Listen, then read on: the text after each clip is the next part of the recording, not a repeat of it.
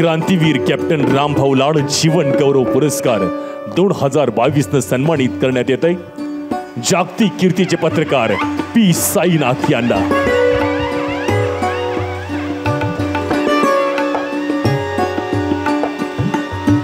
पत्रकारितेतली क्रांती ज्यांनी अनुभवली आणि जगाला ज्यांची दखल घ्यावयास भाग पाडले, गरजा जय जयकार, क्रांतीचा गरजा जय जयकार। मग ती क्रांती पत्रकारितेतली, ती क्रांती जगण्यातली, सामान्य माणसाच्या अनुभव विश्वातली, हे सगळं ज्यांच्या लेखणीनं टिपलं ते पी साईनाथ सर यांच्यासाठी पुन्हा एकदा जोरदार टाळ्या वाजवूया आणि त्यांना पुढच्या कार्याला हार्दिक शुभेच्छा देऊया। सैनिक शाळा तासगाव चे विद्यार्थी या ठिकाणी आलेले आहेत, त्यांचं संचलन या ठिकाणी होतंय। प्रमुख पाहुण्यांचं आणि संचालकांचं टाळ्यांच्या गजरात स्वागत करावं अशी विनंती आहे। सुस्वागतम। आणि तो काळ आठवतोय 5000 सैनिकांच्या तुकडीचा, आणि आज हीच सैनिकांची जवानांची तुकडी आज मानवंदना देते आहे। आपण सगळ्यांनी उभं राहूया आणि आपल्या भाऊंच्या स्मृतींना अभिवादन करूया।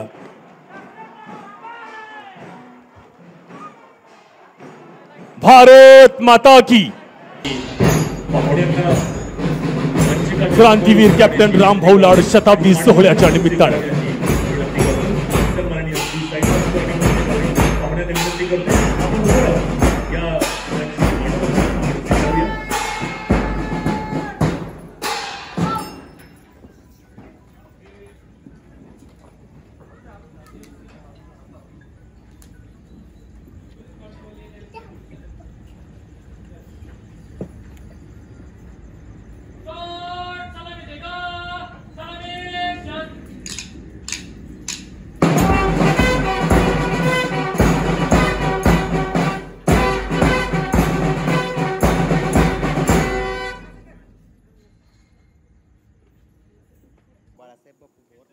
सन्माननीय बाळासाहेब बापू पवार साहेब, कृपया आपण मंचकावरती या। माननीय महेंद्रप्पा लाड साहेब, आपणही कृपया या विचारपीठावरती या। ओम नमोजी अद्या, ओम नमोजी अद्या, वेद प्रतिपाद्या, जय जय स्वसंवेद्या आत्मरूपा, देवा तुची गणेशु सकल मती प्रकाशु, मने निवृत्ती दासु अवधारी जोजी, शुभं करोति कल्याणम आरोग्यम धन संपदा, शत्रुबुद्धि विनाशाय दीप ज्योति नमोस्तुते, दिव्या दिव्या रे दीपत्कार काने कुंडल मोतिहा। या मंगल भावनेनं व्यासपीठावर संपन्न होत असलेलं दीप प्रज्वलन पी साईनाथ सर, श्री अशोकजी ढवळे। आणि पुरोगामी भाषेत बोलायचं तर निमिषात निमणारी आग नको आहे, निमिषात निमणारी आग नको आहे, तिमिरात तेवणारी ज्योत हवी आहे। हा वर्षानुवर्ष हा क्रांतीचा दीप पेटत ठेवणाऱ्या या क्रांतीवीरांना, हा कुंडलकरांचा मानाचा मुजरा, मानाचा मुजरा। पाहुण्यांच्या हस्ते दीप प्रज्वलन संपन्न होते।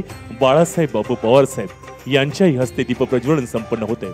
माननीय महेंद्रप्पा लाड साहेब,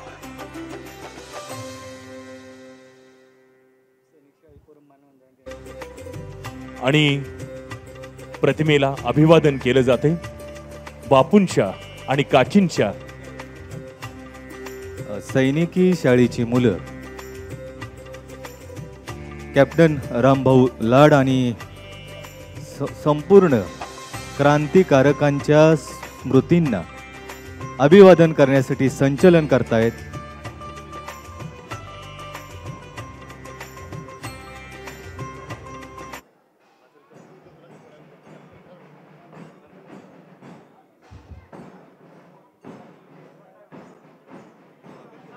आणि पाहुण्यांना मानवंदना करण्यासाठी ही सगळी मुलं येतात। मी पाहुण्यांना मंचकाच्या समोर उभं राहण्याची विनंती करतोय आणि ही मानवंदना आपण स्वीकारावी अशी विनंती करतोय। सन्माननीय पी साईनाथ सर आणि मंचकावरील पाहुण्यांना विनंती करतोय, आपण उभं राहून या मुलांची मानवंदना आपण स्वीकारूया।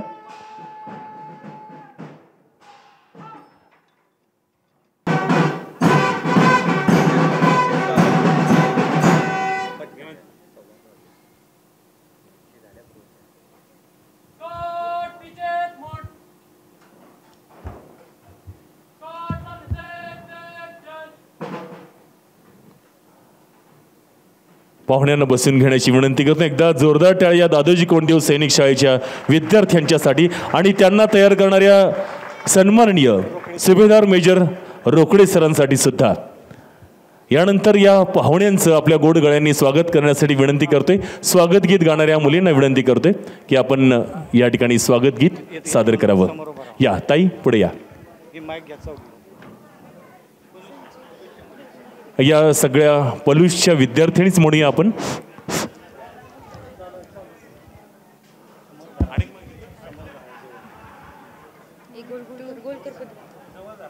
विनंती करतोय सर्वांना आपलं शांततेचं सहकार्य या कार्यक्रमाला लाभावं. पाठीमागची छोटी मुलं बसून घ्या बाळांनो तुम्ही. ओके ताई सुरू करा. इतिहासाचे रंग रूप हे आले या नगरा, इतिहासाचे रंग रूप हे आले या नगरा. स्वागतम सुस्वागतम हा मानाचा मुजरा, स्वागतम सुस्वागतम हा मानाचा मुजरा. इतिहासाचे रंग रूप हे आले या नगरा, इतिहासाचे रंग रूप हे आले या नगरा. स्वागतम सुस्वागतम हा मानाचा मुजरा, स्वागतम सुस्वागतम हा मानाचा मुजरा. 10 दिशांनी गुणजन आले सभा मंडपी स्वागत झाले, 10 दिशांनी गुणजन आले सभा मंडपी स्वागत झाले. पूर्व नियोजिता पूर्व घडले, पूर्व नियोजिता पूर्व घडले, सावरल्या नजरा. स्वागतम सुस्वागतम हा मानाचा मुजरा, स्वागतम सुस्वागतम हा मानाचा मुजरा. इतिहासाचे रंग रूप हे आले या नगरा, इतिहासाचे रंग रूप हे आले या नगरा. स्वागतम सुस्वागतम हा मानाचा मुजरा, स्वागतम सुस्वागतम हा मानाचा मुजरा. नम्र कलेचे कुणी उपासक कुणी तपस्वी कुणी साधक, नम्र कलेचे कुणी उपासक कुणी तपस्वी कुणी साधक. शिल्पकार हो सारे कल्पक, शिल्पकार हो सारे कल्पक, जीवन या समरा. स्वागतम सुस्वागतम हा मानाचा मुजरा, स्वागतम सुस्वागतम हा मानाचा मुजरा. इतिहासाचे रंग रूप हे आले या नगरा, इतिहासाचे रंग रूप हे आले या नगरा. स्वागतम सुस्वागतम हा मानाचा मुजरा, स्वागतम सुस्वागतम हा मानाचा मुजरा. हा मानाचा मुजरा, हा मानाचा मुजरा, हा मानाचा मुजरा. थँक्यू.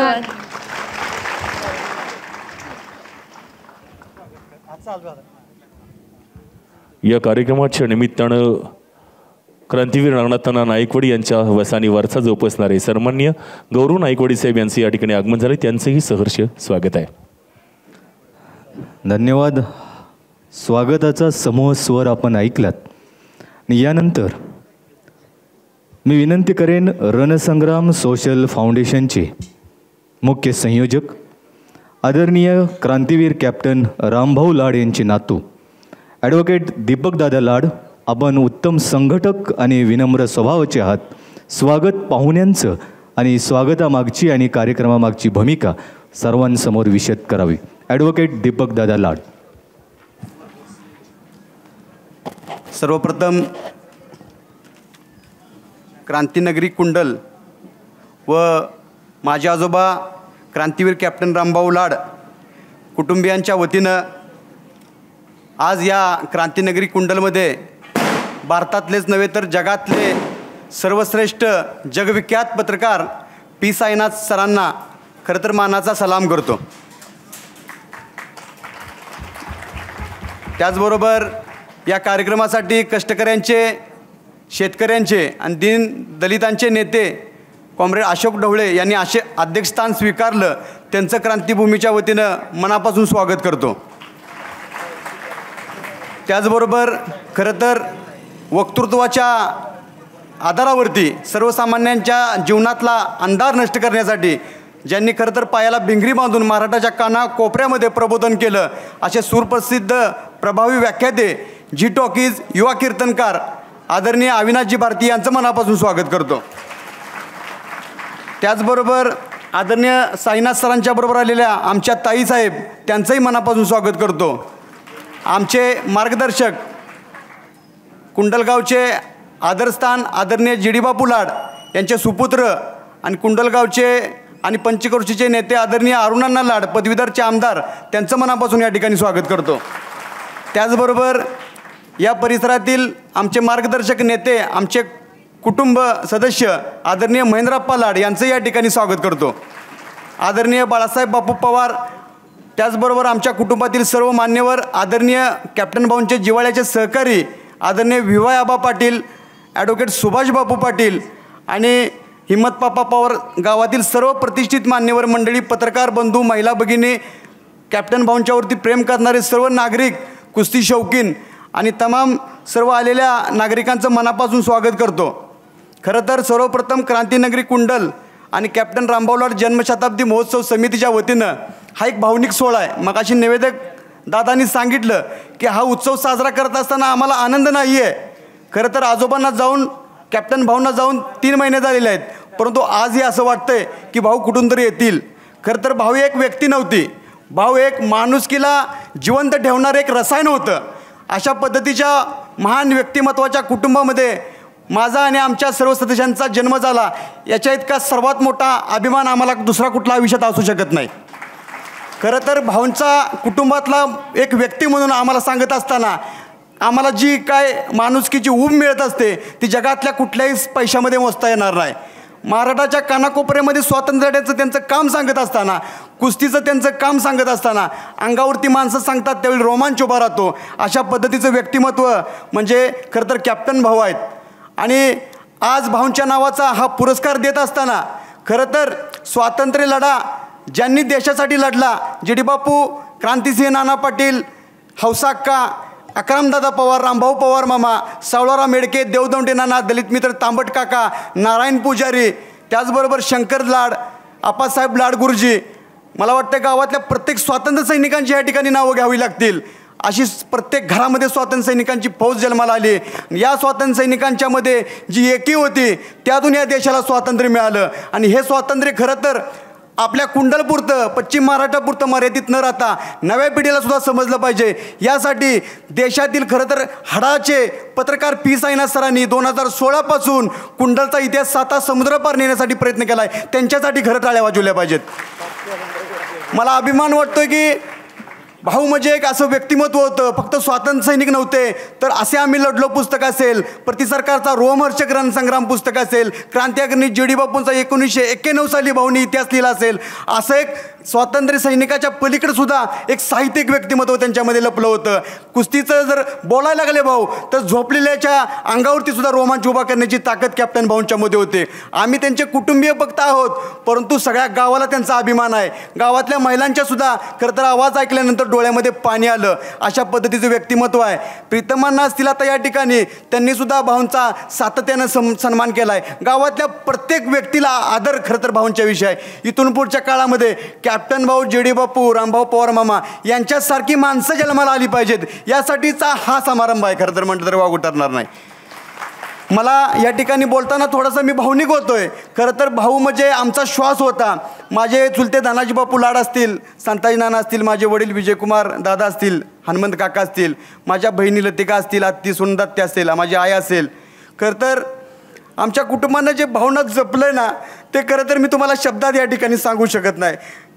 अजून भाऊ आम्हाला कुठं वाटतं या ठिकाणी येतील. नाना मुंबईवरून येत असताना फोन करणार, भाऊंचं काय आहे, धनाजी बापू चातकासारखी वाट बघणार, आमचे वडील त्यांच्या खोलीत झोपणार, लतिकाताईचा फोन, आमच्या पत्नीची सेवा असेल, जया काकींची सेवा असेल, आमच्या संगीत काकींची सेवा असेल, हनुमा काकींच्या जया काकींची सेवा असेल, हनुमा काका डिगू. खरं तर प्रेम कसं करावं ह्याचं एक मूर्तिमंत उदाहरण म्हणजे आमचं कुटुंब आहे. भाऊंच्या खोलीमध्ये गेल्यानंतर साईनाथ साहेब खरं तर ज्या बातम्या आहेत, मूर्तीनंतर आईवडिलांसाठी पोकळ हुंदके देऊ नका, अशा पद्धतीच्या भाऊंच्यासाठी भाऊंनी बातम्या लावलेल्या आहेत. 200 जणांचं कुटुंब नांदतं एकत्र. अशा पद्धतीच्या बातम्या भाऊंनी लावलेल्या आहेत. समाजापुढं प्रत्येक गोष्टीतून आदर्श निर्माण केलेला आहे. या ठिकाणी आमचे नातेवाईक आदरणीय प्रल्हादाबा पाटील, अशोक जाधव, राहुल पाटील आहेत. सर्व परिवार आहे या ठिकाणी. त्यामुळे हे कुटुंब या ठिकाणी निर्माण झालं आहे. आणि असं कुटुंब निर्माण होत असताना भाऊंच्या विचारांचा पुरस्कार कुंडलमध्ये खरं तर पहिल्यांदा देण्याचं भाग्य आम्हाला लाभलं ते पी साईनाथ सरांच्या माध्यमातून. इतकं मोठं व्यक्तिमत्व आहे. मला त्यांची 5% सुद्धा माहिती नाही, परंतु देशातला मीडिया हलतो, पंतप्रधान सुद्धा जिथे झुकतो. जहाँ पंतप्रधान उनका मान सम्मान छोड़कर पी साईनाथ जी को सल्यूट करते, वो व्यक्तिमत्व पी साईनाथ जी है. युरोप खंडातला पहिला भारतातला सर्वात मोठा पुरस्कार कुणाला मिळाला असेल तो पी साईनाथ सरांना मिळाला. आणि असं व्यक्तिमत्व खरं तर ही क्रांती फक्त काय स्वातंत्र्य सैनिकांनी कुंडलपुरती मर्यादित केली नव्हती, तर देशाच्या बाहेर जावी म्हणून पी साईनाथ सरांनी हा इतिहास पुढे आणला आहे. कॅप्टन द एल्डर ब्रदर नावाची वेबसाईट आहे. त्या वेबसाईटवरती मुलाखत प्रसिद्ध आहे. शेनोलीच्या ठिकाणी परवा अरुणांनी खरं तर एक चांगला कार्यक्रम घेतला पे स्पेशल ट्रेन ड्युटीचा. त्याच ठिकाणी कॅप्टन भाऊंनी धुळे खजिना असेल किंवा शेनोली पेट ट्रेन रूट असेल, विवाह आहेत त्यांना माहीत आहे, सुभाष बापूंना माहीत आहे. या ठिकाणी गौरव भाऊ नायकवडे आहेत, नागनाथ अण्णांचे नातू म्हणून आहेत या ठिकाणी. खरं तर त्यांनी ह्या कार्यक्रमाचं मनापासून स्वागत केलं. तर तो जो रेल्वे लुटीचा प्रसंग होता तो अत्यंत चांगल्या प्रभावी पद्धतीनं पी साईनाथ सरांनी देशाच्या बाहेर नेण्याचा प्रयत्न केला. क्रांती ही कुणाची मक्तेदारी नाही, स्वातंत्र्य एका कुणाचं नव्हतं तर ते सर्वांचं होतं. आजचं मिळवलेलं जी डी बापू म्हणायचे, नेहमी कॅप्टन भाऊ म्हणायचे, स्वातंत्र्य हे गरिबांच्या चुलीपर्यंत गेलेलंच नाही, ते पोचवण्यासाठी खरं तर काम कोण करतंय, पी साईनाथ सर, अविनाश भारती आणि अशोक ढवळे साहेब करतायत. त्यांचं मला खरं तर मनापासून अभिनंदन करावं वाटतंय. अशा पद्धतीनं हा पुरस्कार देत असताना आम्ही कुटुंबीय खरं तर भावनिक आहे. पुरस्काराची रक्कम 51,000 आहे का 51 लाख रुपये हे महत्त्वाचं नाही, परंतु पुरस्कार हा किती उंचीचा आहे हे या ठिकाणी महत्त्वाचं आहे. माझी बहीण डॉक्टर गौरी पाटील हिच्या पहिल्या पगारातून ही रक्कम दिली जाते. अशा पद्धतीची तळमळ असणारं हे कुटुंब आहे. धनाजी बापूंनी आणि महादेव बापूंनी सांगितलं लतिका अशा पद्धतीनं पुरस्कार द्यायचा आहे, तर मला म्हणाली की 51,000 रुपये पुरस्कार देतोय.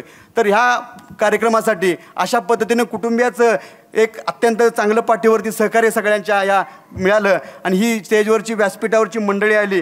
खरं तर मी बोलणारा वक्ता कधीच नव्हतो आणि नाही नसणारच, कारण मला काम करायला जेवढं सामाजिक जमतं तेवढं मला फरड्यापणे वक्तव्य जमत नाही. अविनाश भारती सर, कोरोनासारखं काम असेल किंवा अनेक कामं असतील ही भाऊंच्या विचारातून जन्माला आली. त्यामुळं अशा पद्धतीनं मारुती शिरतोडे सर आहे तिथं. ह्या सर्वांच्या मुशीतून मी घडलेलो आहे. सुभाष बापूंच्या, गौरव भाऊंच्या, श्रीकांत नाना असतील, निवास भाऊ असतील, ह्या सर्वांच्या मुशीतून, आमच्या धनाजी बापू, संताजी नाना, ह्या सर्वांच्या मार्गदर्शनातून हे रणसंग्राम सोशल फाउंडेशन चालतंय. अविनाश मोहिते असतील, हनीफ शेख असतील, सूरज असतील, विशाल कोंडाळकर असतील, किशोर असतील, ही सर्व मंडळी, तरुण मंडळी, श्रीदास, होम मिनिस्टर नितीन गवळे असतील, ह्या सर्वांच्या सहकार्यातून, सुरेखाताईंच्या सहकार्यातून आजचा हा कार्यक्रम यशस्वी होत असताना पाहुण्यांच्या स्वागताची माझ्यावरती जबाबदारी आहे. खरं तर कुंडलभूमीमध्ये छत्रपती शिवरायांच्या पदस्पर्शाने ही भूमी पावन झालेली आहे. मिरजेचा भुईकोट किल्ला लढायला सुद्धा जाताना या ठिकाणी शिवाजी महाराजांचं स्वागत केलं होतं. आणि याच भूमीमध्ये प्रतिसरकार का जन्माला आलं, तर खरं तर हे एक नवीन सर्वांसाठी कुतूहल आहे. आणि अशाच भूमीचा इतिहास आपल्याला येणाऱ्या पुढच्या काळामध्ये कॅप्टन भाऊंचा विचार असेल, जे डी बापूंचा असेल, रामभाऊ पवार मामांचा असेल, आकाराम दादांचा असेल, नाताजी लाडसाहेबांचा असेल, ईश्वर बापूंचा असेल, हा विचार येणाऱ्या काळामध्ये पुढे घेऊन जायचा आहे. अशा पद्धतीनं सर्व मान्यवरांचं स्वागत करतो. साईनाथ साहेबांनी हा पुरस्कार स्वीकारला. दुष्काळ आवडे सर्वांना, हे त्यांचं सर्वांना पुस्तक माहीत आहे. एक पत्रकार कसा असावा, कुठलाही बडेजाव नाही, कुठलीही प्रतिष्ठेची त्यांना गर्व नाही आणि सर्वसामान्य माणसांच्यात मिक्स होतात. मोदींच्या बरोबर बसण्याची त्यांची एक व्यक्तिगत इमेज आहे आणि सर्वसामान्यांच्या मध्ये बसण्याची सुद्धा त्यांची इमेज आहे. अशा पद्धतीचं हिमालयाच्या उंचीचं व्यक्तिमत्व आज कुंडलमध्ये आलं आहे. याच्यासारखा आम्हाला अभिमान दुसरा कुठला असू शकत नाही. अशाच पद्धतीनं मी बोलत असताना शेवटच माझा करत असतो. धमन्यातून इंद्रायणी, आमच्या कुंडलच्या वाक्यामध्ये सांगायचं झालं तर आमच्या धमन्यातून इंद्रायणी वाहते आणि वाणीतून तुका वाहते. धमन्यातून इंद्रायणी आणि वाणीतून तुका वाहते. धमन्यातून इंद्रायणी आणि वाणीतून तुका वाहते. झिजल्या आमच्या पिढ्या किती, म्हणजे इंग्रजांना हरवायला, झिजल्या आमच्या पिढ्या किती, शमवायला तुमच्या भुका. अरे झिजल्या आमच्या पिढ्या किती, शमवायला तुमच्या भुका. माणूस की पिकते जिथे, म्हणजे कुंडल, माणूस की पिकते जिथे, अशी आम्ही शेते असू, जेते असू तेथे असू, सदा आम्ही जेते असू. जय हिंद, जय कुंडल. वा, काणी कुंडल मोतीहार असं म्हटलं तरी हरकत नाही. आणि दादा, जी माणसं इतिहास विसरतात ती इतिहास घडवू शकत नाही, आणि इतिहास इथल्या कुंडलच्या मातीमध्ये वसलाय. म्हणूनच तुम्ही हा लोकसेवेचा कॅप्टन साहेबांचा इतिहास घडवणार यात शंका. एकदा जोरदार टाळ्यांच्या साथीनं त्यांच्या रणसंग्राम सोशल फाउंडेशनला आणि त्यांना आपण शुभेच्छा देऊया. यानंतर विनंती करतोय आमचे ज्येष्ठ नेते आणि मार्गदर्शक श्रीकांत नाना लाड यांना की त्यांनी या निमित्ताने या कार्यक्रमाचं प्रास्ताविक या सत्कार समारंभाचे अध्यक्ष, कष्टकऱ्यांचे नेते कॉम्रेड अशोक ढवळे साहेब, या आमच्या चुलत्यांच्या मृत्यूनंतर आमच्यावरती हा जयंतीचा सोहळा करण्याची वेळ आली, हे आमचं दुर्दैव आहे. आमच्या डोक्यात एक विचार कायम घोळत होता, कोणत्याही परिस्थितीमध्ये याच व्यासपीठावरती या गावामध्ये आपल्या सर्वांच्या उपस्थितीमध्ये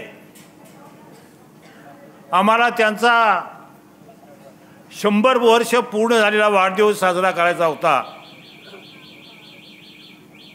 पण काळानं आम्हाला ती संधी दिली नाही. मी साईनाथ सरांना एवढीच विनंती करतो, जो विचार, जी दृष्टी या गावाला क्रांतीवीर जी.डी. बापू लाड आणि सगळ्या स्वातंत्र्य सैनिकांना दिली, ती दृष्टी जाताना आपल्या भाषणातून या गावाला मिळावी, ही मी अपेक्षा करतोय. व्यासपीठावर उपस्थित असलेले पदवीधर मतदारसंघाचे आमदार, कुंडलगावचे सुपुत्र माननीय आमदार अरुण अण्णा, त्याचप्रमाणे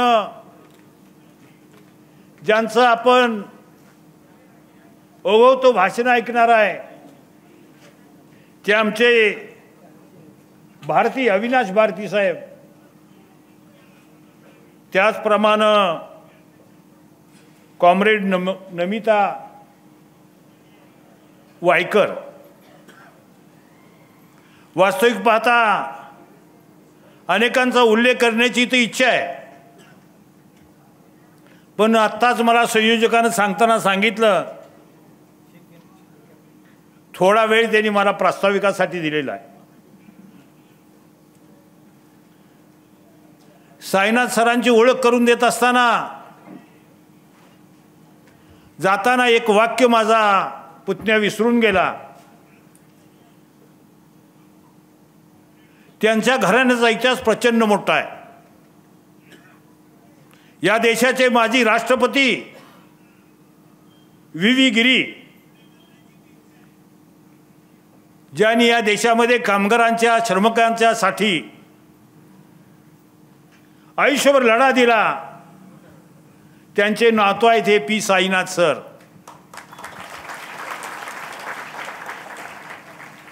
आज मनस्थिती काही बरोबर नाही. आमच्यावरती हा का प्रसंग आला, त्यामुळे जे काही मांडायचं आहे ते मांडणं सुद्धा मला थोडंसं अडचणीचं वाटू लागलेलं आहे. पण मला एक नक्की आठवत आहे, क्रांती अग्रणी जी.डी. बापू लाड, अकरामदादा असतील, रामभाऊ मामा असतील, शाहीर निकम असतील, आणि या सगळ्यांचे गुरुतुल्य कोण होते तर आप्पासाहेब लाड गुरुजी होते. कॅप्टन भाऊच्या संदर्भात कुंडलच्या नगरीतल्या लोकांना मी काय आणि या परिसराला मी काही सांगण्याची गरज नाही. साईनाथ सर, मला एक आठवतंय, या देशातनं गोरा साहेब गेला पाहिजे आणि या देशाला स्वातंत्र्य मिळालं पाहिजे. म्हणून या देशाच्या कष्ट करणाऱ्या आणि स्वातंत्र्य लढ्यामध्ये लढणाऱ्या सैनिकांनी या देशातल्या जनतेला एक हाक दिली, या गरिबानो या कष्टकऱ्यानो या, एकीची हाक तुम हायर. ढवळे साहेब, मगाशी कारखान्यावरती तुम्ही विचार मांडताना स्वातंत्र्याच्या 75 वर्षानंतर पुन्हा तो विचार मांडण्याची वेळ आली. देशाला स्वातंत्र्य मिळालं. 150 वर्षाच्या जोखडामध्ये अडकलेला हिंदुस्थानचा 40 कोटी जनता या जोखडातून मुक्त करण्याचं काम या देशातल्या स्वातंत्र्य सैनिकांनी केलं. त्यांना काय हवं होतं? अन्न, वस्त्र, निवारा, शिक्षण आणि आरोग्य. आज 75 वर्षानंतर सुद्धा या गोष्टीची मागणी तुम्हाला आम्हाला रस्त्यावरती येऊन लढून करावी लागते. माझ्या मित्रांनो, माझ्या बंधूंनो, माझ्या भगिनीनो, अशोकराव ढवळे कॉम्रेड कोण आहेत? स्वातंत्र्याच्या 75 वर्षानंतर या देशामध्ये कष्टकऱ्याला न्याय मिळाला पाहिजे म्हणून संघर्ष करणारा सामान्य माणूस, शेतकरी. या देशामध्ये मोदी सरकारनं शेतकरी विरोधी 3 काळे कायदे आणले. त्या 3 काळ्या कायद्यांना छातीठोक विरोध करणारे सामान्य माणसाला रस्त्यावर आणणारे, 1 वर्ष दिल्लीच्या रस्त्यावर थांबून लढा लढणारे ते अशोक ढवळे.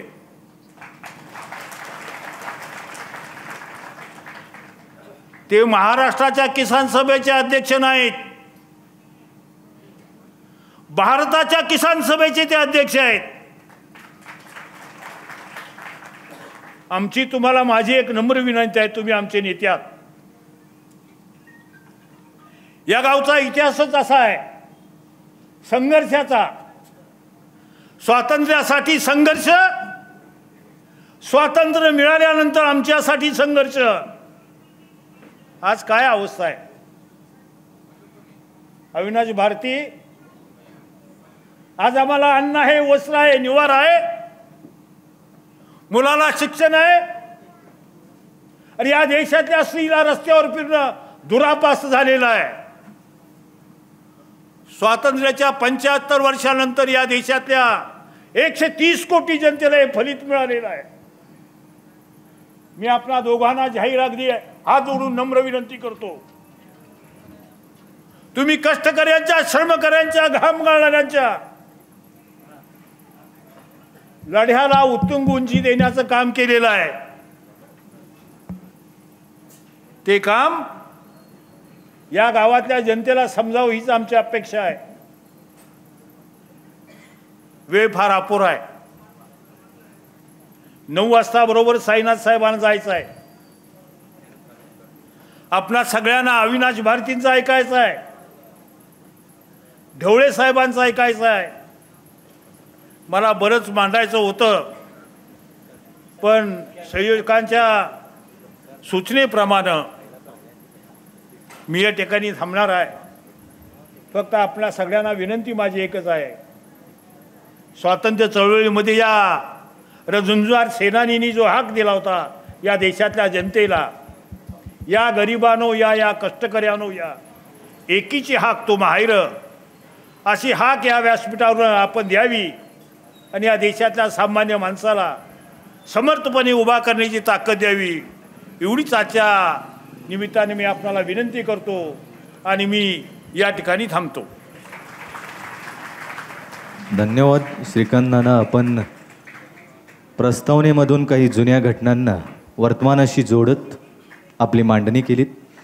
यानंतर आपण पाहुण्यांचा स्वागत सत्कार करणार आहोत. मी विनंती करतो, त्यांच्या राज्यासाठी लावू पणाला प्राण, आणि हाच शेतकऱ्यांच्या विकासाचा आणि शेतकऱ्यांच्या प्रश्नाला वाचा फोडणारे अखिल भारतीय किसान सभेचे अध्यक्ष मान्य अशोकजी ढवळे साहेब यांचा सत्कार माननीय आमदार अरुण अण्णा लाड साहेब यांच्या हस्ते या ठिकाणी संपन्न होते। टाळ्यांच्या गजरात आपण या मान्यवरांचं स्वागत करूया। यानंतर आजच्या सत्कार मूर्तींच्या स्वागताचा हा सत्कार आहे। मी विनंती करतोय सन्माननीय गौरव नायकवडी साहेब आपण कृपया विचार मंचिकावरती मी महेंद्रप्पा लाड साहेब सांगली जिल्हा मध्यवर्ती बँकेचे संचालक यांना विनंती करतोय की त्यांनी सन्माननीय पी साईनाथ सरांचा स्वागतपर सत्कार या ठिकाणी संपन्न करावा। माननीय महेंद्रप्पा लाड साहेब।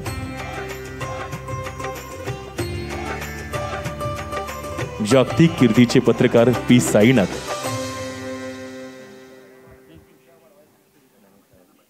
ग्रामीण जीवन, भूक, गरिबी या सगळ्या प्रश्नांच्या वरती ज्यांनी आपल्या पत्रकारितेतून विचार मांडले। जो बात कहते हैं डरते हैं सब, तू वो बात लिख, इतनी अंधेरी न रात पहले वो बात लिख।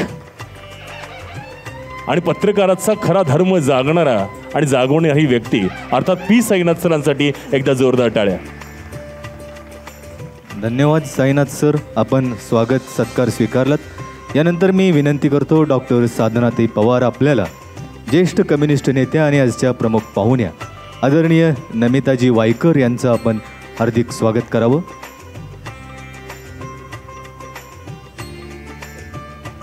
स्त्री रोगतज्ञ आणखी समाजसेविका डॉक्टर साधना पवार यांच्या हस्ते आजचे प्रमुख पाहुणे ज्येष्ठ कम्युनिस्ट नेत्या नमिताजी वायकर यांचा आदर सत्कार या ठिकाणी संपन्न होतो आहे। या सगळ्या आंदोलनामध्ये एक महत्त्वाचा रोल वायकर मॅडमांचा आणि सत्कार होतोय डॉक्टर साधना पवारताईंच्या हस्ते। यानंतर आजच्या कार्यक्रमाचे व्याख्याते सन्माननीय अविनाश भारती सर यांचा सत्कार करण्यासाठी विनंती करतोय बाळासाहेब पवार सर यांना की त्यांनी आजचे व्याख्याते आणि युवा कीर्तनकार ज्यांच्या व्याख्यानाचा विषय नमन स्वातंत्र्याला यांचा सत्कार करण्यासाठी विनंती करतोय बाळासाहेब पवार साहेब। राजकारणात राहूनही साहित्यावर अलोट प्रेम करणारी ही व्यक्ती बाळासाहेब पवार, नव्या लिहित्या हातांना नेहमी पाठबळ देणारे व्यक्तिमत्व त्यांच्या हस्ते सत्कार होतोय अविनाश भारती सरांचा।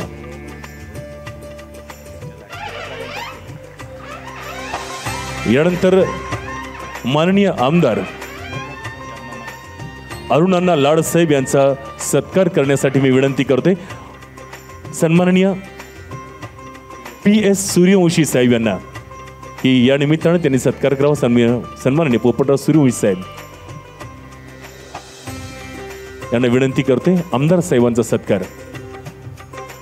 नेहमीच राबणाऱ्या आणि चालणाऱ्या हातांना पाठबळ देणारे आमदार साहेब, एक अत्यंत या जिल्ह्याचं आणि महाराष्ट्रातल्या सुसंस्कृत राजकारण्यांच्या मधलं एक अग्रगण्य नाव घेतलं जातं ते माननीय आमदार अरुण अण्णा लाड साहेबांचं आणि म्हणूनच या सुसंस्कृतपणाचा हा सत्कार या ठिकाणी संपन्न होतोय।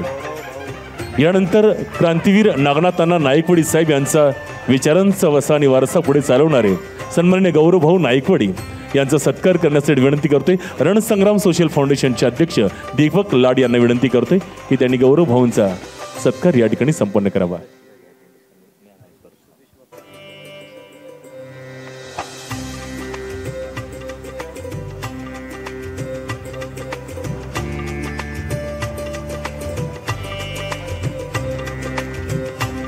सन्माननीय गौरवभाऊ नायकवडी यांचा सत्कार या ठिकाणी।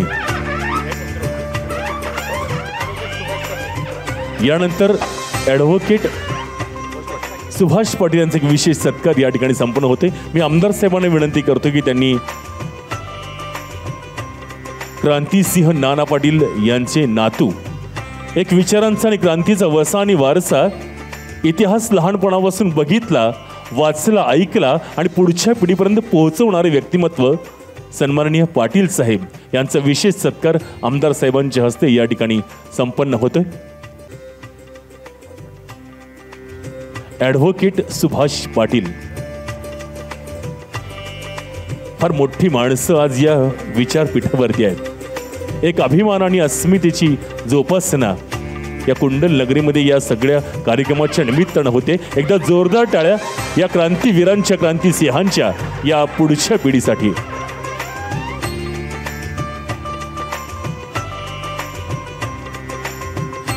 मान्यवरांच्या स्वागत सत्कारानंतर मी पाहुण्यांना बसून घेण्याची विनंती करतो. क्रांतीवीर कॅप्टन रामभाऊ लाड यांच्या जन्मशताब्दीच्या निमित्तानं आयोजित केलेल्या ज्येष्ठ पत्रकार पी साईनाथ सर यांच्या सन्मान समारंभामध्ये आपण कॅलेंडरचं विमोचन पी साईनाथ सर यांच्या हस्ते करणार आहोत. मी साईनाथ सरांना विनंती करेन, दुर्मिळ छायाचित्र असलेलं क्रांतिकारकांचं क्रांती लढ्यामध्ये सहभागी असलेल्या सर्व ऊर्जस्वल नेतृत्वांचं एक दुर्मिळ छायाचित्रांचं संग्रहण या कॅलेंडरमधून आपल्याला पाहता येणार आहे.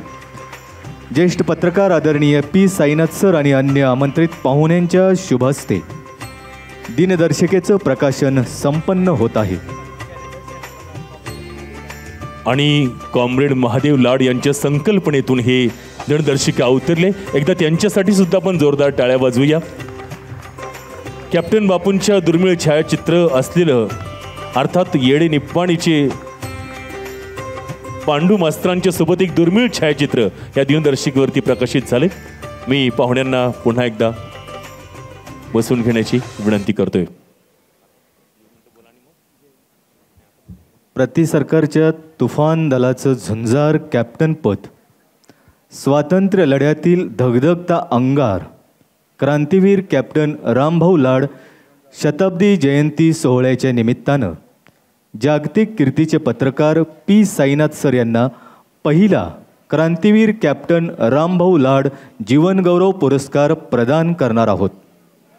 या मानपत्राचं वाचन करण्यासाठी मी आमंत्रित करतो 12 गावचं संचित हा कथासंग्रह, काहीच दिवसामध्ये प्रकाशित होणारे महाराष्ट्रातील ख्यातकीर्त कथाकथनकार आणि सुप्रसिद्ध लेखक या गावचा भूमिपुत्र जयवंत नाना आवटे आदरणीय पी साईनाथ सरांना प्रदान करण्यात येणाऱ्या मानपत्राचं वाचन करत आहेत.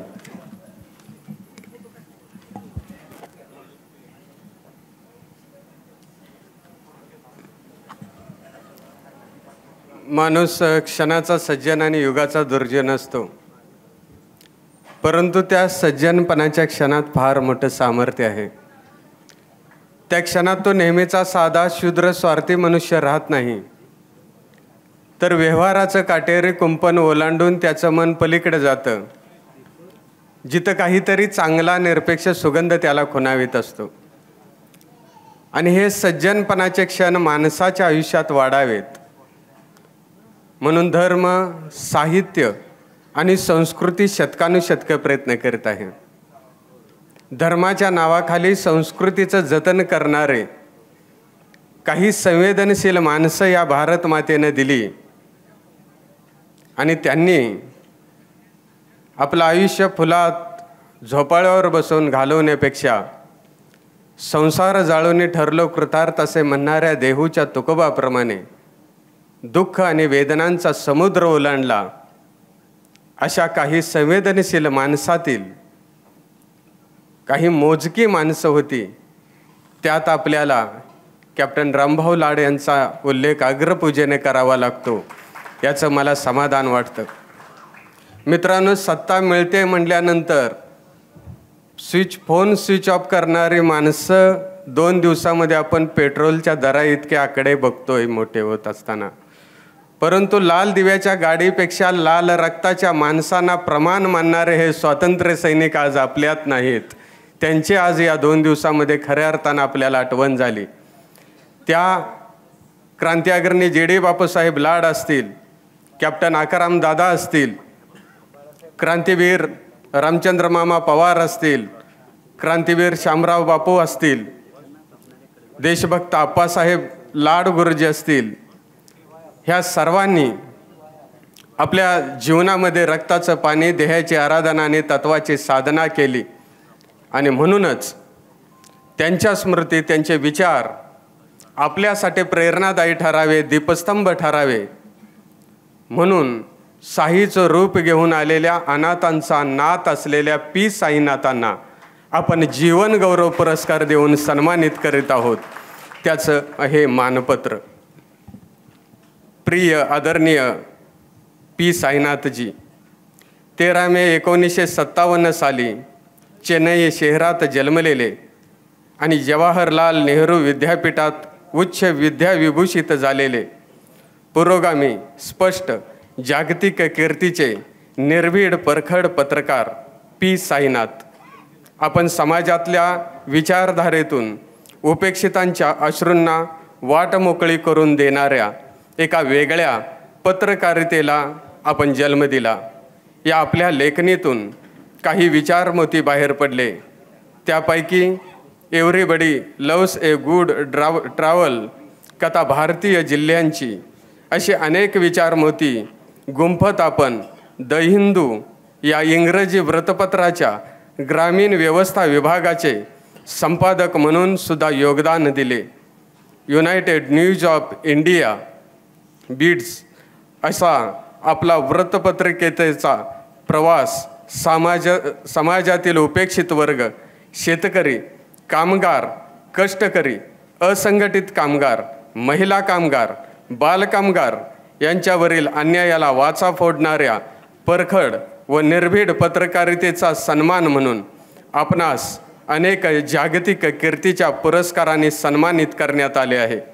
त्यापैकी 2007 साली आपणास रेमन मॅगसेस अवॉर्ड आणि 2009 साली द इंडियन एक्सप्रेस यांच्या वतीने जर्नलिस्ट ऑफ द इयर या पुरस्कारांनी आणि संयुक्त राष्ट्राच्या वतीने बोएर्मा जर्नलिझम प्राइज यासारख्या जागतिक पुरस्काराने आणि सन्मानाने आपले प्रतिभावान व्यक्तिमत्व चिंब नाहून निघालेले आहे.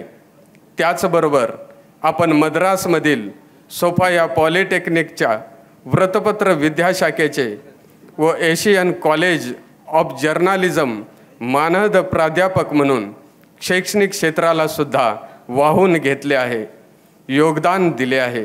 अशा ह्या जिज्ञासू व प्रतिभावान व्यक्तिमत्वाच्या नजरेतून त्यागी, निष्प्रह, ध्येयवादी, चारित्र्य संपन्न स्वातंत्र्य सैनिक सुटले असते तर नवलच. याचाच परिणाम म्हणून तुम्ही पारी या नावाच्या कार्यक्रमाची स्थापना करून उपेक्षित, वंचित पण चांगल्या स्वातंत्र्य सैनिकांना आणि ध्येयवादी सामाजिक कार्यकर्त्यांना न्याय देण्याचा प्रयत्न केला आहे. या देशातील तुमच्या पसंतीच्या त्या प्रमुख 10 स्वातंत्र्य सैनिकापैकी एक म्हणजे थोर सेनानी क्रांतीवीर कॅप्टन रामचंद्र श्रीपती लाड भाऊ. या शिंपल्यातील मोतीला त्या मालिकेत गुंफून स्थान देऊन आणखीनच मौल्यवान बनवले आहे. क्रांतिसिंह नाना पाटील यांनी स्थापन केलेल्या प्रति सरकारच्या कार्याचे जिज्ञासेपोटी तुम्ही कुंडल गावाला भेट देऊन त्या कामातील अनेक घटनांपैकी एक पे स्पेशल या शेनोली खिंडीतील पे स्पेशल ट्रेन लुटीच्या प्रसंगाचे वस्तुनिष्ठ चित्रण तुम्ही कॅप्टन रामभाऊ लाड यांची मुलाखत घेऊन प्रत्यक्षात त्या पॉईंटवर येऊन तुमची जिज्ञासा पूर्ण केली आणि तीच मुलाखत कॉमिक स्वरूपी या प्रकाशनात प्रसिद्ध केलीत. त्याबद्दल आम्ही कुंडलगाव व प्रति सरकारचे सर्व स्वातंत्र्य सैनिक आणि कॅप्टन रामभाऊ प्रेमी ऋणी आहोत. या ऋणात राहूनच आपला सन्मान करावा या भावनेतून आम्ही भाऊंच्या जन्मशताब्दीचा पहिला मानाचा सन्मान पुरस्कार क्रांतीवीर कॅप्टन रामभाऊ लाड जीवन गौरव पुरस्कार आपणास नम्रतापूर्वक प्रदान करीत आहोत. त्याचा आपण स्वीकार करावा ही नम्र विनंती. आपणास उदंड आयुष्य लाभो ही सदिच्छा क्रांतीवीर कॅप्टन रामचंद्र भाऊ लाड जन्मशताब्दी उत्सव कमिटी, कुंडल, तालुका पलूस, जिल्हा सांगली. जय महाराष्ट्र, जय क्रांतीभूमी. धन्यवाद. आणि ज्यांच्या लेखणीतून हे मानपत्र लिहिलं गेलं ते भाऊंची समालोचन परंपरा ज्यांनी पुढे ठेवली, सुरूच ठेवली, ते भाऊंचे पुतणे कॉम्रेड महादेव बापू लाड यांच्यासाठी एकदा जोरदार टाळ्या वाजवूया की त्यांच्या समर्थ लेखणीतून हे एक भावनिक पत्र या ठिकाणी लिहिलं गेलं. यानंतर ज्या वितरण सोहळ्याची आपण सर्वजण उत्सुकतेने वाट पाहतो आहोत तो सन्माननीय आजच्या सत्कार मूर्ती जागतिक कीर्तीचे पत्रकार पी साईनाथ यांना क्रांतीवीर कॅप्टन रामभाऊ लाड जीवन गौरव पुरस्कारानं सन्मानित केलं जाते. मी विनंती करतोय आजच्या कार्यक्रमाचे ज्यांच्या हस्ते हा पुरस्कार प्रदान केला जातोय ते सन्माननीय अशोकजी ढवळे साहेब, या व्यासपीठावरील सर्व मान्यवर सन्माननीय आमदार अरुणाला लाड साहेब, त्याचबरोबर मी विनंती करतोय महेंद्र आप्पा लाड साहेब, बाळासाहेब पवार साहेब, माननीय बाळासाहेब लाड अध्यक्ष, याचबरोबर सुभाष पाटील साहेब, व्ही.वाय. आबा, संताजी लाड आणि धनाजी लाड या सगळ्यांना मी आमंत्रित करतोय विचार मंचकावरती. आपण पुरस्कार प्रदान सोहळा संपन्न करूयात. सन्माननीय ढवळे सरांना मी विनंती करतोय की आजच्या या जीवन गौरव सन्माननीय सुभाषप्पा पवार आपणही कृपया विचारपटावरती यावं. या पुरस्काराचं स्वरूप हिम्मतराव पवार साहेब आपणही कृपया व्यासपीठावरती यावं. गौरवभाऊ नायकवडी साहेब, डॉक्टर साधनाताई पवार विनंती आपल्याला सुद्धा आपण कृपया या विचारपीठावरती यावं. हनुमंत काका लाड, विजयकुमार दादा, ही सगळी मंडळी या. गौरीताई पाटील कृपया आपण विचारपीठावरती या. 51,000 रुपये स्मृतिचिन्ह, मानपत्र, शाल आणि श्रीफळ अशा या पुरस्काराचं स्वरूप लोकशाहीच्या 4थ्या स्तंभाचं या ठिकाणी सत्कार होते. जोरदार टाळ्यांच्या साथीनं पी साईनाथ सरांचं आपण अभिनंदन करूया. जावेद अख्तर असं म्हणतात की जो बात कहते डरते हैं सब वो बात लिख, जो बात कहते डरते हैं सब तू वो बात लिख, इतनी अंधेरी थी न पहले कभी रात तू वो बात लिख. लोकशाहीचा 4था स्तंभ.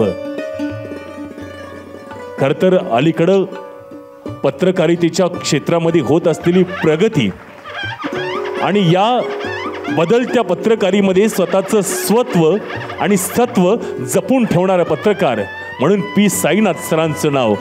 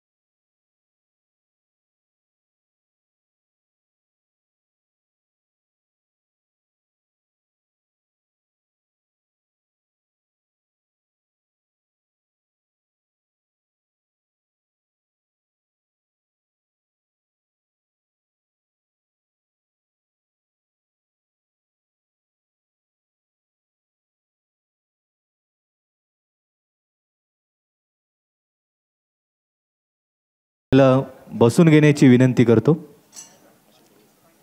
आपण हा पहिला जीवनगौरव पुरस्कार स्वीकारलात. यानंतर मी विनंती करेन श्री अशोक ढवळे सर आपल्याला आपण या प्रसंगी आपलं मनोगत व्यक्त करावं. ऑल इंडिया किसान सभेचे विद्यमान अध्यक्ष श्री अशोकजी ढवळे सर.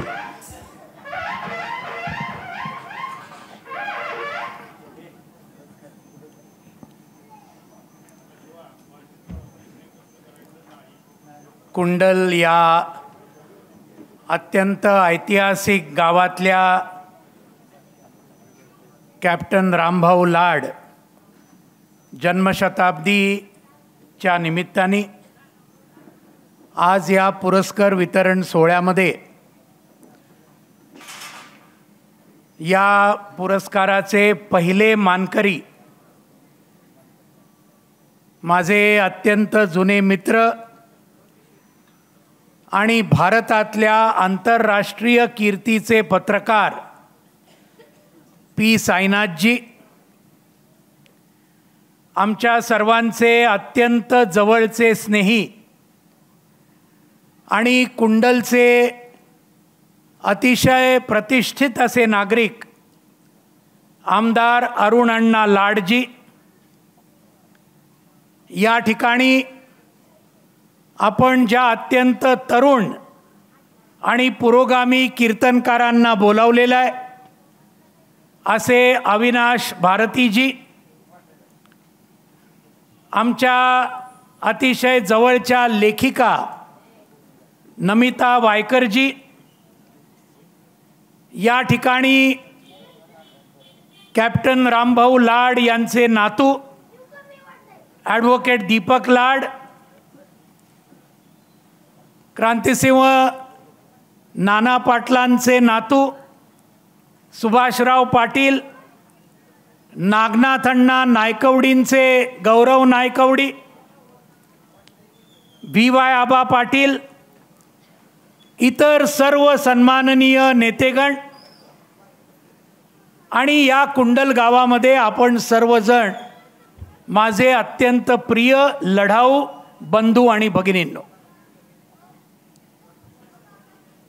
आज 22 जून कॅप्टन रामभाऊ लाड आज त्यांच्या जन्माला 100 वर्ष पूर्ण झाली. ॲडव्होकेट दीपक यांनी सांगितल्याप्रमाणे आपल्या प्रत्येकाच्या मनामध्ये आणि हृदयामध्ये ही भावना आहे की आज कॅप्टन रामभाऊ आमच्यामध्ये असते तर आम्हाला किती आनंद झाला असता, पण ते आज नाही आहेत. 4-5 वर्षापूर्वी पी साईनाथजी यांच्याबरोबर मी या कुंडलमध्ये आलो होतो आणि कॅप्टन रामभाऊ लाड यांची भेट घेऊन त्यांच्यापासून कधी न विझणारी अशी प्रेरणा मी घेतलेली आहे याच गावातून. त्याच्यापूर्वी याच गावामध्ये येऊन या तुफान सेनेचे जसे हे कॅप्टन होते रामभाऊ, तसे तुफान सेनेचे फील्ड मार्शल GD बापू लाड यांना सुद्धा मला भेटण्याचं भाग्य मिळालं. त्यांच्याशी चर्चा करून त्यांच्याशी सुद्धा त्यांची प्रेरणा घेण्याचं मला भाग्य मिळालं. आज हा दुग्ध शर्करा योग आहे की एका बाजूला कॅप्टन रामभाऊ लाड यांची सुद्धा जन्मशताब्दी आणि GD बापू लाड यांचं सुद्धा जन्मशताब्दी वर्ष, या दोन्ही स्वातंत्र्य सैनिकांचं, दोन्ही क्रांतीवीरांचं आपण आज एकत्रितपणे साजरे करतोय. या निमित्ताने या दोन्ही क्रांतिकारकांना अखिल भारतीय किसान सभेच्या वतीने आणि आपल्या सर्वांच्या वतीने मी त्यांना, त्यांच्या स्मृतीला मानाचा मुजरा करतो, त्यांना क्रांतिकारी अभिवादन करतो. मित्रांनो, आज कॅप्टन रामभाऊ लाड यांच्या नावाने आपण देत असलेला पहिला जीवन गौरव पुरस्कार हा आपण पी साईनाथ यांना देताय. अत्यंत अचूक निवड आपल्या गौरव समितीने केलेली आहे. आपल्या सर्वांचं मला अभिनंदन करायचं आहे. आजच्या काळामध्ये जेव्हा पत्रकारितेचा फार मोठा हिस्सा सत्ताधाऱ्यांना विकला गेलेला आहे, अत्यंत बेशरम पद्धतीने सत्ताधाऱ्यांच्या बटीक बनलेली आहे पत्रकारिता, अशा वेळेला पी साईनाथ पत्रकारितेच्या क्षेत्रामध्ये एक दीपस्तंभ म्हणून आज आपल्या सर्वांच्या समोर अत्यंत ताठ मानेने उभी आहेत.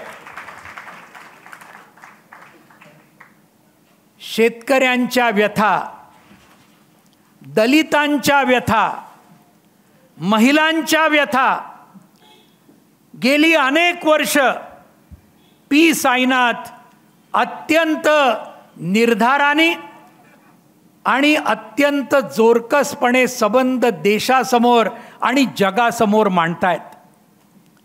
इथे उल्लेख झाला, दुष्काळ आवडे सर्वांना हे त्यांचं पुस्तक अत्यंत गाजलेलं, जगभर गाजलेलं.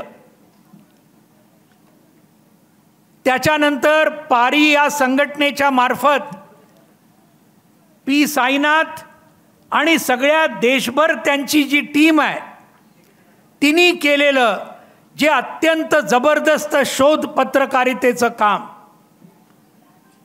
दीन दलितांवर प्रकाश झोत टाकण्याचं काम, शेतकरी शेतमजुरांवर त्यांच्या व्यथा मांडण्याचं काम हे पी साईनाथ आणि त्यांच्या सहकाऱ्यांनी जितक्या जबरदस्त पद्धतीने केलेलं आहे असा एकही पत्रकार भारतामध्ये आपल्याला शोधून सापडणार नाही. आणि म्हणूनच हे अत्यंत योग्य सत्कार मूर्ती आपल्या गौरव समितीने आज निवडलेली आहे. पी साईनाथ यांचं आपल्या सर्वांच्या वतीने मी पुन्हा एकदा हार्दिक अभिनंदन करतो आणि प्रचंड टाळ्यांच्या गजरामध्ये आपण पी साईनाथ यांना आपण या ठिकाणी अभिनंदन पुन्हा एकदा करूया. मित्रांनो, साताऱ्याचं प्रतिसरकार, ज्या प्रतिसरकारची राजधानी ही कुंडल होती, सबंध देशाच्या 200 वर्ष चाललेल्या स्वातंत्र्याच्या लढाईमध्ये या साताऱ्याच्या प्रतिसरकारचं अत्यंत ऐतिहासिक अशा प्रकारचं स्थान आहे. असं कुठेही घडलेलं नाही. देशाच्या कानाकोपऱ्यामध्ये बंड झाली, लढे झाले, काही महिने, काही दिवस ब्रिटिशांचं राज्य उलथून टाकण्यात आलं. सोलापूरमध्ये त्या ठिकाणी मार्शल लॉ लादला. काही दिवस कामगारांनी सोलापूरचं शहर ताब्यामध्ये घेतलं 1930-31 मध्ये. पण पुन्हा काही दिवसांनी ब्रिटिशांनी आपली हुकूमत पुन्हा एकदा सोलापूरमध्ये बसवली आणि आपले 4 हुतात्मे त्यांना फासावर चढवलं. सोलापूरचा हा इतिहास आहे. इतर अनेक ठिकाणी अशा प्रकारचं सत्ता ब्रिटिशांना घालवून करण्यात आली. पण एकच ठिकाण होतं आणि ते म्हणजे साताऱ्याचं प्रतिसरकार, की ज्या ठिकाणी 3.5 वर्ष ब्रिटिशांचं सरकार या ठिकाणाहून उडवण्यात आलं आणि इथे स्वराज्य या ठिकाणी क्रांतिसेवा नाना पाटलांच्या नेतृत्वाखाली इथल्या शेतकऱ्यांनी स्थापन केलं. अशी घटना भारताच्या कुठल्याही भागामध्ये घडली नाही. हा पराक्रम आपण कुंडलच्या, सांगलीच्या आणि साताऱ्याच्या जनतेने त्या काळामध्ये करून दाखवला. आणि त्या लढ्यामध्ये त्यांचे सेनानी कोण होते?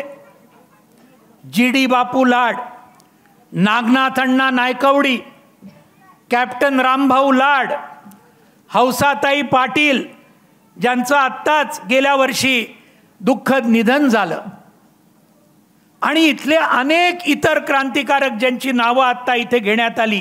कुंडल म्हणजे खरोखरच स्वातंत्र्यवीरांचं आणि क्रांतिकारकांचं गाव आहे. आणि खरोखरच हा जो वारसा 44 महिने क्रांतिसेवा नाना पाटील भूमिगत होते, त्यांना पकडण्यासाठी आणि या बाकी सर्वांना पकडण्यासाठी ब्रिटिशांनी काय नाही केलं. मूर गिल्बर्ट सारखा एक अत्यंत क्रूर असा पोलीस अधिकारी हा नाना पाटलांना त्या ठिकाणी अटक करण्यासाठी पाठवला. का नाही पकडले गेले नाना पाटील? का नाही पकडले गेले नागनाथ अण्णा नायकवडी? का नाही पकडले गेले जी.डी. बापू लाड, कॅप्टन रामभाऊ लाड, हौसाताई पाटील? कारण या सर्वांना इथल्या 600 गावातल्या जनतेचा जबरदस्त पाठिंबा होता, शेतकऱ्यांचा पाठिंबा होता. आणि या शेतकऱ्यांनी या नेत्यांभोवती एवढी जबरदस्त ढाल ही रचली की त्या ढालीला कोणी पार करता आलं नाही. याला आपण म्हणतो साताऱ्याचं प्रतिसरकार. आणि ते सरकार खरोखरच इतिहासामध्ये अजरामर झालेलं आहे आणि अजरामर राहील याच्याबद्दल तीळ मात्र शंका नाही. कोणीही कितीही प्रयत्न केला, इतिहासाच्या पुस्तकातून हे काढून टाकण्याचा आणि तो प्रयत्न सध्या सुरू आहे. कर्नाटकमध्ये नवीन पुस्तकं भारतीय जनता पार्टीच्या सरकारने काढली, शालेय पुस्तकं, आणि त्याच्यामध्ये काय केलं, शहीद भगतसिंगाचं नावच काढून टाकलं. इतिहासाचं पुनर्लेखन करण्याचा प्रयत्न देशभरामध्ये ज्या ठिकाणी भाजप आणि RSSची राज्य आहेत त्या ठिकाणी हा चाललेला आहे. का चाललेला आहे? भारतीय स्वातंत्र्य लढा जो 200 वर्ष चालला, त्या लढ्यामध्ये 4 मुख्य प्रवाह होते. अगदी थोडक्यात मी मांडणार आहे, पण आपल्याला लक्षात असलं पाहिजे. पहिला प्रवाह होता हातात शस्त्र घेणाऱ्या क्रांतिकारकांचा प्रवाह होता. त्याच्यामध्ये झारखंड आणि ओडिसाचे संथाल आदिवासी त्यांनी बंड सुरू केलं. आपल्याला बिरसा मुंडाचं नाव सर्वांना ऐकून माहिती आहे. 1857चा पहिला स्वातंत्र्य लढा, ज्या लढ्यामध्ये आपल्याच महाराष्ट्राच्या मूळच्या पण नंतर झाशीला गेलेल्या झाशीच्या राणी या त्याच्यामध्ये हुतात्म्या झाल्या. झाशीच्या राणीचं नाव काय होतं मूळचं? आपल्याला माहिती आहे, मणिकर्णिका तांबे हे त्यांचं नाव. आणि त्यांचं मूळ गाव कुठलं? जळगाव जिल्ह्यामध्ये पारोळा हे त्यांचं मूळ गाव. त्यांचा वाडा आम्ही बघून आलेलो आहे. झाशीची राणी ही महाराष्ट्राची, लग्न होऊन झाशीला गेली आणि सातत्याने ब्रिटिशांच्या विरुद्ध लढली आणि त्या ठिकाणी मरण पावली. 1857 तात्या टोपे, अनेक लोक, लाखो लोक मारले गेलेले आहेत. त्याच्यानंतर भगतसिंग, राजगुरू, सुखदेव, चंद्रशेखर आझाद, अशफाकुल्ला खान, जतीन दास हे सगळे तरुण ब्रिटिशांच्या विरोधामध्ये हातात शस्त्र घेऊन लढले आणि जवळजवळ सर्वांना फासावर लटकवण्यात आलं. हा पहिला प्रवाह आहे. दुसरा प्रवाह अर्थातच काँग्रेसच्या नेतृत्वाखालचा प्रवाह. महात्मा गांधी, जवाहरलाल नेहरू, वल्लभभाई पटेल, मौलाना अबुल कलाम आझाद, सुरुवातीला सुभाषचंद्र बोस, पण त्यांनी नंतर शस्त्र घेतली, आझाद हिंद सेना केली आणि ब्रिटिशांच्या विरुद्ध सैन्य उभारलं. हा काँग्रेसचा प्रवाह, मोठा प्रवाह, त्याच्याबद्दल आपल्याला आदर आहे. तिसरा प्रवाह सामाजिक सुधारणांचा प्रवाह. अगदी बंगालमध्ये राजा राममोहन रॉय, ईश्वरचंद्र विद्यासागर, तामिळनाडूमध्ये पेरियार रामस्वामी नायकर, केरळमध्ये नारायण गुरु आणि आपल्या महाराष्ट्रामध्ये महात्मा ज्योतिराव फुले, सावित्रीबाई फुले, विठ्ठलरामजी शिंदे, कर्मवीर भाऊराव पाटील आणि अर्थातच भारतरत्न डॉक्टर बाबासाहेब आंबेडकर. हा सगळा सामाजिक सुधारणांचा प्रवाह जो म्हणत होता स्वातंत्र्य मिळालंच पाहिजे, पण स्वातंत्र्य मिळाल्यानंतर ही जी मनुस्मृतीची संस्कृती आहे 2000 वर्षापूर्वीची, की जी या जाती व्यवस्था, वर्णव्यवस्था, महिलांना दुय्यम स्थान हे सातत्याने देणारी ही व्यवस्था आहे, ही मोडून काढली पाहिजे स्वातंत्र्य आल्यानंतर. हे म्हणणारे सामाजिक सुधारणांचे अत्यंत मोठे नेते छत्रपती शाहू महाराज हा त्यातलाच या संबंध यातला एक रत्न. हा तिसरा प्रवाह. आणि चौथा प्रवाह क्रांतिकारकांचा प्रवाह, ज्यांनी हा देश स्वतंत्र झाला पाहिजे, पण केवळ देश स्वतंत्र होऊन चालणार नाही. स्वतंत्र झाल्यावर गोरगरिबांचं राज्य आलं पाहिजे, कामगार शेतकऱ्यांचं राज्य आलं पाहिजे, भांडवलशाही, सरंजामशाही उखडून फेकून द्यायला पाहिजे आणि समाजवादाचं राज्य आलं पाहिजे, असं म्हणणारा कम्युनिस्टांचा, भगतसिंग सारख्या क्रांतिकारकांचा हा चौथा प्रवाह, ज्यांनी प्रचंड मोठ्या प्रमाणावर त्याग केला. हे 4 प्रवाह होते स्वातंत्र्याच्या लढाईमध्ये. पण मित्रांनो, एक प्रवाह होता ज्या प्रवाहाने भारताच्या या स्वातंत्र्य लढ्यामध्ये एक करंगळी सुद्धा उचलली नाही, एक करंगळी सुद्धा उचलली नाही. आणि अशा 3 संघटना कुठल्या होत्या? एकीचं नाव होतं मुस्लिम लीग. मोहम्मद अली जिन्ना आपल्या सर्वांना माहिती आहे, ज्यांच्यामुळे भारताची फाळणी झाली, भारत आणि पाकिस्तान 2 वेगळी राष्ट्र झाली, ती मुस्लिम लीग. दुसरी संघटना हिंदू महासभा आणि तिसरी संघटना राष्ट्रीय स्वयंसेवक संघ. इतिहासाची पानं शोधून काढा माझ्या मित्रांनो. जे तुमच्यापैकी तरुण आहेत, गुगलमध्ये जाऊन बघा आणि बघा RSSचा एक तरी स्वातंत्र्य सैनिक आहे का हो या सगळ्या देशामध्ये? हिंदू महासभेचा एक तरी आहे का? मुस्लिम लीगचा एक तरी आहे का? या सर्व धर्मांध संघटना, एकही स्वातंत्र्य सैनिक नाही. कुंडलमध्ये एका गावामध्ये आपल्या शेकडो स्वातंत्र्य सैनिक आहेत जे अनेक वर्ष जेलमध्ये गेले, भूमिगत राहिले, ब्रिटिश साम्राज्याला आव्हान दिलं. 3.5 वर्ष या ठिकाणी हे सरकार, पत्री सरकार आपण स्थापन केलं. पण यांच्यामध्ये संबंध देश धुंडाळला, एकही तुम्हाला स्वातंत्र्य सैनिक सापडणार नाही. आणि स्वातंत्र्य मिळाल्यावर काय केलं यांनी? 15 ऑगस्ट 47ला स्वातंत्र्य मिळालं, 6 महिने झाले नाहीत.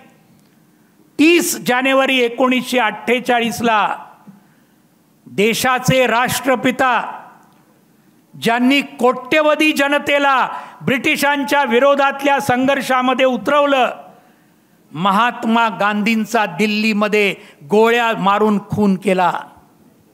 30 जानेवारी 48. कोणी केला? नथुराम गोडसे. एकटाच होता का? नाही. नारायण आपटे, विष्णू करकरे, इतर अनेक लोक होते. कट कारस्थान केलं आणि महात्मा गांधींचा खून केला. कुठल्या संघटनेचे होते? राष्ट्रीय स्वयंसेवक संघाचे, हिंदू महासभेचे. आणि महात्मा गांधी राष्ट्रपित्यांचा, ज्यांनी स्वातंत्र्याच्या लढाईत कधीच भाग घेतला नाही, त्यांनी 6 महिन्याच्या आत या देशाच्या राष्ट्रपित्याचं त्या ठिकाणी गोळ्या घालून ठार मारलं. तिथेच थांबली आहे काही विचारसरणी? काही वर्षापूर्वी काय झालं? डॉक्टर नरेंद्र दाभोळकर, कॉम्रेड गोविंद पानसरे, कर्नाटकमधले प्राध्यापक MM कलबुर्गी, एक झुंजार महिला पत्रकार गौरी लंकेश, आठवतात ही नावं आपल्याला सर्वांना? गोळ्या घालून या सगळ्यांना पण ठार मारलं. याच विचारसरणीच्या लोकांनी, याच विचारसरणीच्या ज्यांनी महात्मा गांधींचा खून केला, त्यांनीच दाभोळकर, पानसरे, कलबुर्गी आणि गौरी लंकेश यांचा खून केला. आणि म्हणून, आणि आज हे काय करतायत? सत्तेमध्ये राहून देशभक्तीची सर्टिफिकेट तुम्हा आम्हाला वाटण्याचा यांनी ठेका घेतलेला आहे. ज्यांनी ब्रिटिशांच्या विरोधामध्ये प्राण तर सोडाच, एक थेंब रक्त सुद्धा ज्यांनी सांडलं नाही, हे आता ठरवणार की कुंडलचे रामभाऊ लाड हे देशभक्त का देशद्रोही, हे ठरवणार.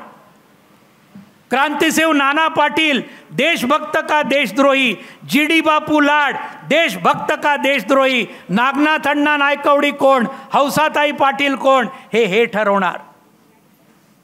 आणि आता साईनाथनी सांगितलं कारखान्याच्या भाषणामध्ये, आझादी का अमृत महोत्सव मोठी वेबसाईट केलेली आहे या मोदी सरकारने, आणि त्या सगळ्या 110 कोटी रुपये खर्च करून, आणि त्या वेबसाईटवर या कुंडलच्या साताऱ्याच्या प्रति सरकारचा चुकून सुद्धा उल्लेख नाही. या सगळ्या वीरांचा, क्रांतीवीरांचा चुकून सुद्धा उल्लेख नाही. अशा तऱ्हेचं हे आज BJP RSSचं राज्य आहे. हे आपण लक्षात ठेवायला पाहिजे. शेवटचा मुद्दा मांडून संपवतोय. काय त्यांची भूमिका आहे? 200 वर्ष ब्रिटिश राज्य कसे करू शकले या देशावर? कसे करू शकले? किती होते? 1947 साली 15 ऑगस्टला देशाला स्वातंत्र्य मिळालं तेव्हा जेमतेम 3 लाख ब्रिटिश गोरे लोक होते. किती होते? 3 लाख. आणि भारतीय किती होते 15 ऑगस्ट 47ला? 36 कोटी भारतीय लोक. आपली लोकसंख्या 36 कोटी म्हणजे किती लाख? 3600 लाख भारतीय. ब्रिटिश किती? 3 लाख. आणि या 3 लाखांनी 200 वर्ष आपल्यावर राज्य केलं. कसं केलं हो? एक नीती त्यांनी वापरली जी तुम्ही आम्ही इतिहासाच्या पुस्तकामध्ये, शाळेत कॉलेजमध्ये असताना आपण वाचलेली आहे. काय नीती होती? फोडा झोडा आणि राज्य करा. Divide and rule. आठवतं की नाही? फोडा झोडा आणि राज्य करा. आणि कसं फोडलं? हिंदू आणि मुसलमानांना एकमेकांविरुद्ध लढवलं. आदिवासी आणि बिगर आदिवासींना एकमेकांविरुद्ध लढवलं. दलित आणि सवर्णांना एकमेकांविरुद्ध लढवलं. जाती जातीला, धर्माला एकमेकाविरुद्ध लढवलं. आणि प्रत्येकाला असं सांगितलं, तुझा शत्रू कोण? तो बघ तिकडे मुसलमान आहे ना, तो तुझा शत्रू. मुसलमानांना सांगितलं तो हिंदू आहे ना, तो तुझा शत्रू. खरं म्हणजे दोघांचा शत्रू कोण होता? ब्रिटिश सरकार होतं, या देशाला लुटणारं. पण फोडा झोडा आणि राज्य करा या नीतीतून त्यांनी 200 वर्ष आपल्या देशाला गुलामीमध्ये लादलं. ही गोष्ट आपण लक्षात घ्या. आणि आज काय चाललेलं आहे? आज काय चाललेलं आहे? गेले काही वर्ष नेमका ब्रिटिशांचा हाच धडा आजच्या सत्ताधाऱ्यांनी घेतलेला आहे. फोडा झोडा आणि राज्य करा. हिंदू आणि मुसलमानांमध्ये दंगली, रामनवमीच्या दिवशी, हनुमान जयंतीच्या दिवशी हल्ले चढवणं चालू आहे की नाही? आज आपल्या देशामध्ये चालू आहे की नाही? अशा पद्धतीने ते काय करू इच्छितात? या सगळ्यांचं स्वप्न काय होतं? क्रांतिसेवा नाना पाटील, GD बापू लाड, नागनाथअण्णा नायकवडी, कॅप्टन रामभाऊ लाड, हौसाताई पाटील स्वातंत्र्यासाठी लढले. भगतसिंग, राजगुरू, सुखदेव. स्वप्न काय होतं? स्वप्न होतं एक नवीन भारत उदयाला यावा, श्रमिक जनतेला न्याय मिळावा, कामगार, शेतकरी, शेतमजूर यांचं राज्य यावं, त्यांना सुखाचे दिवस यावेत. इथे कोणतरी सांगितलं, रामभाऊ लाड म्हणायचे, स्वातंत्र्य अजूनही गरिबाच्या झोपडीपर्यंत पोचलेलं नाही. खरी आहे गोष्ट, रामभाऊ म्हणायचे ते. आणि का नाही मिळालं? कारण स्वातंत्र्याच्या नंतर आणि विशेषतः गेल्या 8 वर्षामध्ये सबंध सरकारची धोरणं कोणाला श्रीमंत करण्यामध्ये चाललेली आहेत? मूठभर भांडवलदार, मुकेश अंबानी, गौतम अदानी या सगळ्यांच्या आज त्या ठिकाणी तुंबड्या भरण्याचं काम यांचं चालू आहे. हे लक्षात ठेवा. कोरोनामध्ये फार मोठं नुकसान झालं देशाचं, गरिबांचं तर सर्वात जास्त झालं. पण त्याच कोरोनाच्या 2 वर्षाच्या काळामध्ये मुकेश अंबानी आणि गौतम अदानी यांची संपत्ती चौपटीनी वाढली. कोरोनाच्या काळात जेव्हा आपण सगळे वाट लागली आपल्या सगळ्यांची. आणि आज एका मुकेश अंबानीची संपत्ती किती आहे? 7 लाख कोटी रुपये. 7 लाख कोटी रुपये सरकारचे आकडे सांगतोय. गौतम अदानीची संपत्ती किती आहे? 5 लाख कोटी रुपये. अरे आपण कधी 5 लाख कोटी नवे पैसे बघितलेत का हो? बघितलेत कधी तुम्ही कोणी? कधीच नाही बघणार. हे तर 5 आणि 7 लाख कोटी रुपयाचे मालक झाले. कोणाच्या आशीर्वादाने? मोदी आणि अमित शहाच्या सरकारच्या आशीर्वादाने. कारण धोरणं तशी घेतली गेली. यांना खुश करण्यासाठी 3 कृषी कायदे आणले त्यांनी, ज्याचा उल्लेख इथे झाला. 1 वर्ष आणि 15 दिवस दिल्लीच्या सीमांवर पंजाबचे शेतकरी, हरियाणाचे शेतकरी, उत्तर प्रदेश, उत्तराखंड, राजस्थान, मध्य प्रदेश या सगळ्या दिल्लीच्या आजूबाजूच्या शेतकऱ्यांनी, लाखो शेतकऱ्यांनी 380 दिवस लढा केला. दिल्लीचे सगळे हायवे जाम केले. 380 दिवस साधी गोष्ट आहे का? लाखो शेतकरी. कशामुळे? हे 3 कृषी कायदे रद्द करा. का? हे जर रद्द झाले नसते तर काय झालं असतं? किमान आधार भावाची संबंध पद्धती या मोदी सरकारने नष्ट केली असती. सरकारी खरेदी अन्नधान्याची नष्ट केली असती. आणि ती जर नष्ट झाली असती तर काय झालं असतं? संबंध रेशन पद्धती आहे. जे रेशनचं धान्य आपण घेतो ती संबंध रेशन पद्धती यांना देशभरामध्ये खतम करायची होती. ज्या रेशन पद्धतीचा लाभ 81 कोटी लोक आपल्या भारतातले घेतात. मला सांगा बरं तुम्ही, रेशनचं धान्य कोण कोण घेतं? हात वर करा. कोण कोण घेतं रेशनचं धान्य? हात वर करा. बघितलं की नाही? तुम्ही नाही घेत का हो? रेशनचं घेत नाही? जे घेतात ते बहुतेक लोकांनी हात वर केले. ते सगळं रेशन पद्धती या मोदी सरकारला नष्ट करायची होती.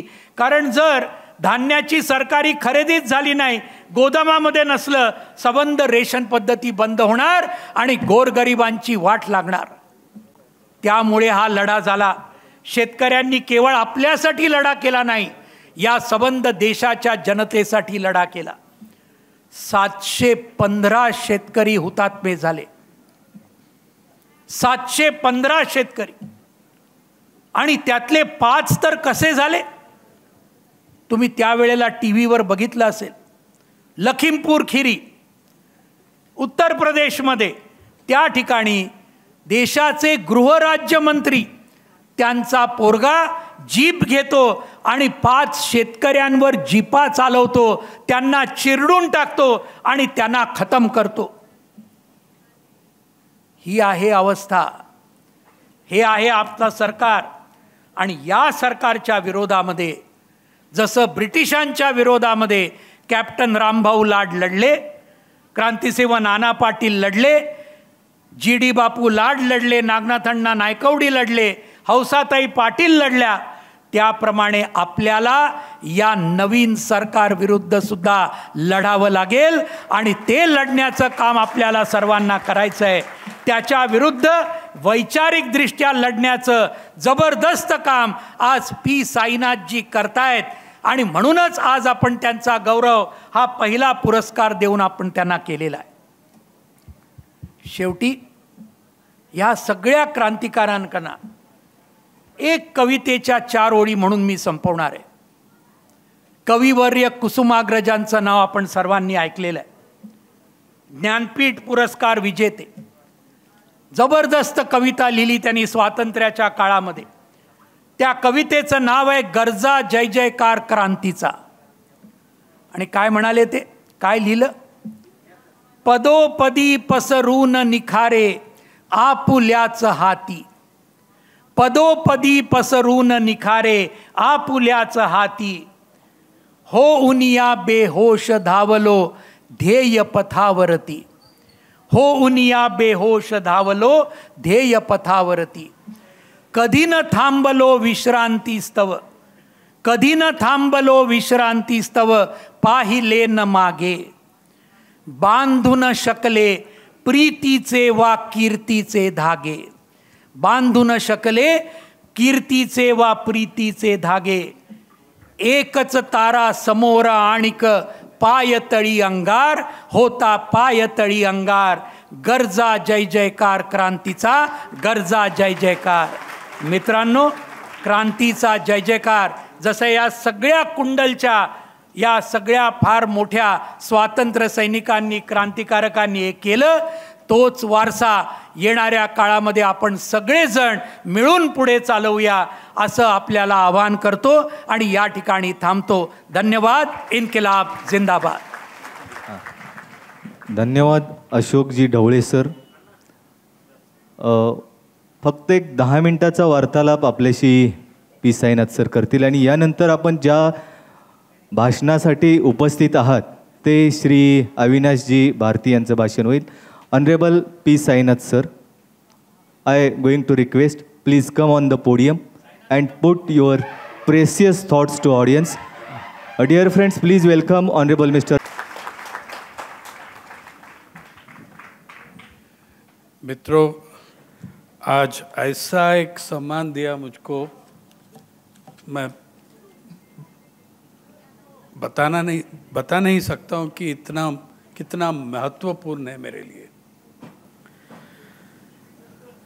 मैं 15-20 मिनट से ज़्यादा नहीं बात करता हूँ, इसलिए कि मुंबई में मीटिंग है कल 9 बजे. लेकिन सबसे पहले आपको ये कहना चाहता हूँ, मैं अभी कुछ साल इसी काम में लगाया कि हमारा स्वतंत्र सैनिकों जो बचा है उनका हालत क्या है और उसने क्या किया, उसका इतिहास क्या है.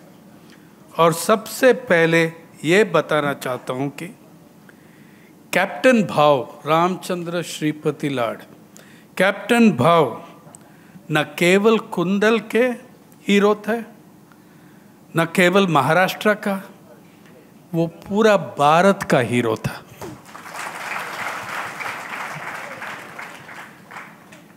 देखिए, 1931 जनवरी में महात्मा गांधी येरवाड़ा जेल में था और एक चिट्ठी लिखा एक दोस्त को. उस चिट्ठी में 5-10 शब्द हैं जो जब मैं पढ़ता हूँ मुझको कैप्टन भाव याद आते हैं. महात्मा ने ये कहा वो चिट्ठी में 1931 में, लोग समझते हैं कि हम महान लोग क्रांति लाते हैं, ये बिल्कुल गलत है. क्रांति आम जनता से आते हैं, किसान, मजदूर. ये गांधी ने कहा 1931 में. और जब वो पढ़ता हूँ मैं याद करता हूँ कैप्टन भाव रामचंद्र श्रीपति लाड. गांधी ने ये भी उससे पहले भी जब वो साउथ अफ्रीका से वापस लौटा, लंदन में एक भाषण दिया जिसने सरोजिनी नायडू, सब बड़े बड़े लोग था वहाँ, और उसको गांधी जी को फेलिसिटेशन किया कि साउथ अफ्रीका में इतना बड़ा सक्सेसफुल संघर्ष किया गांधी ने पूरा सब भाषण सुन के उसने ये कहा, देखो आप लोग वो संघर्ष के लिए, वो आंदोलन के लिए मुझको क्रेडिट दे रहा है, गलत है. जो लड़ाई किया वो वहाँ का बंधुआ मजदूर, वहाँ का किसान और भारत देश से भी लोग चले गए वो संघर्ष आंदोलन में साथ होने के लिए, उसने किया. और ये लोग, ये किसान, मजदूर, माइनर्स, वर्कर्स, इन लोग के सामने हम कुछ नहीं हैं. तो व्हेनेवर आई रीड ये 2 कोटेशन मैं पढ़ता हूँ, कैप्टन भाव, GD बापू लाड, हौसा भाई पाटिल, इन लोग को याद करता हूँ मैं आपको। और ये भी है, जब से मैंने कैप्टन बाव को मिला पहले बार 216 में, और उसके बाद 2-3 बार मिला, लेकिन हर साल हमारा छोटा भाई दीपक हर साल फ़ोन पे बात करवाता था। उनकी जन्मदिन पे, हम जन्मदिन पे उनको आप ही फ़ोन करते, हमको बात करवाते, और मैं उनको विश करता हूँ। और हर बार जो भी देश में महत्वपूर्ण मुद्दा आया सामने, उसके बारे में मैं सोचता हूँ, इसके बारे में कैप्टन भाव क्या सोचता है, क्या कहता है। एक बार भरत पाटिल ने हमको अलर्ट किया, मेरा मित्र, अरे ये 2017 में 95 साल उम्र में किसान मोर्चा पे आ गया सड़क पे।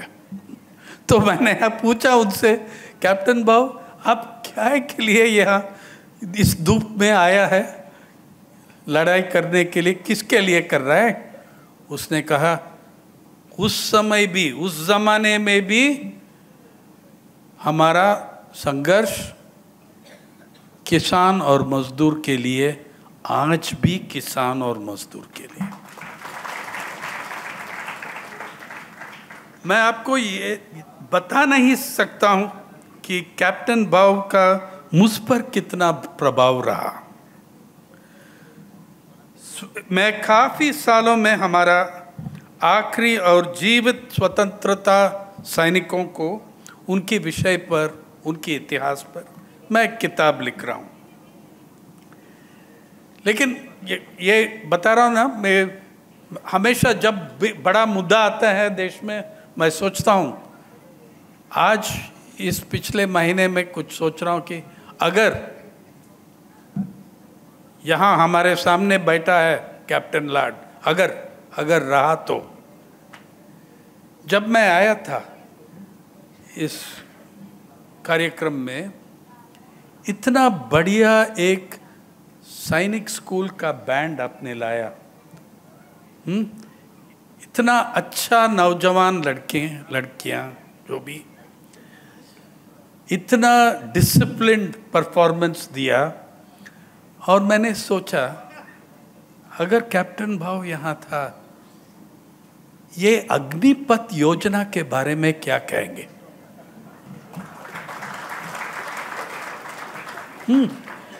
देखो, वो इतना डिसिप्लिन, इतना तंदुरुस्त, इतना ईमानदारी से काय के लिए वो प्रैक्टिस कर रहा है? किसी राजनीति पक्ष का दफ्तर में सिक्योरिटी गार्ड बनने के लिए, या देश की सुरक्षा करने के लिए? ये अगर इफ कैप्टन बाव वाज हियर, जरूर उसका बहुत गुस्सा आएगा और गाली भी देने वाला है। ये रिक्रूटमेंट स्कीम नहीं है, ये रिटायरमेंट स्कीम है। ये रिटायरमेंट स्कीम है। अरे अगर आपको 4 साल फौज में काम करना है, सिक्योरिटी गार्ड, धोबी या मिस्त्री बनने के लिए, वो क्यों करना है 4 साल? सीधा बन जाइए, वोकेशनल स्कूल ITI में जाइए। ये व्हाट टू डू। जब मैंने, देखिए, इनका इतना अलर्ट था कैप्टन बाव, जो भी इशू आया था।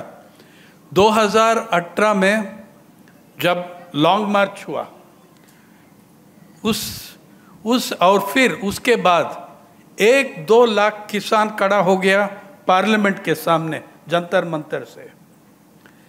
कैप्टन बाव उस समय उसका तबीयत ठीक नहीं रहा, तब भी वो आदमी, दीपक ने और भरत ने किया, थ्रू दीपक ने किया, एक वीडियो मैसेज दिया किसानों को। वो 1-1.5 लाख किसान को वीडियो मैसेज में कहा, अगर मेरा अगर मेरा स्वास्थ्य थोड़ा सा बेहतर रहा, आज आपके साथ मैं पार्लियामेंट पे मार्च कर रहा हूँ।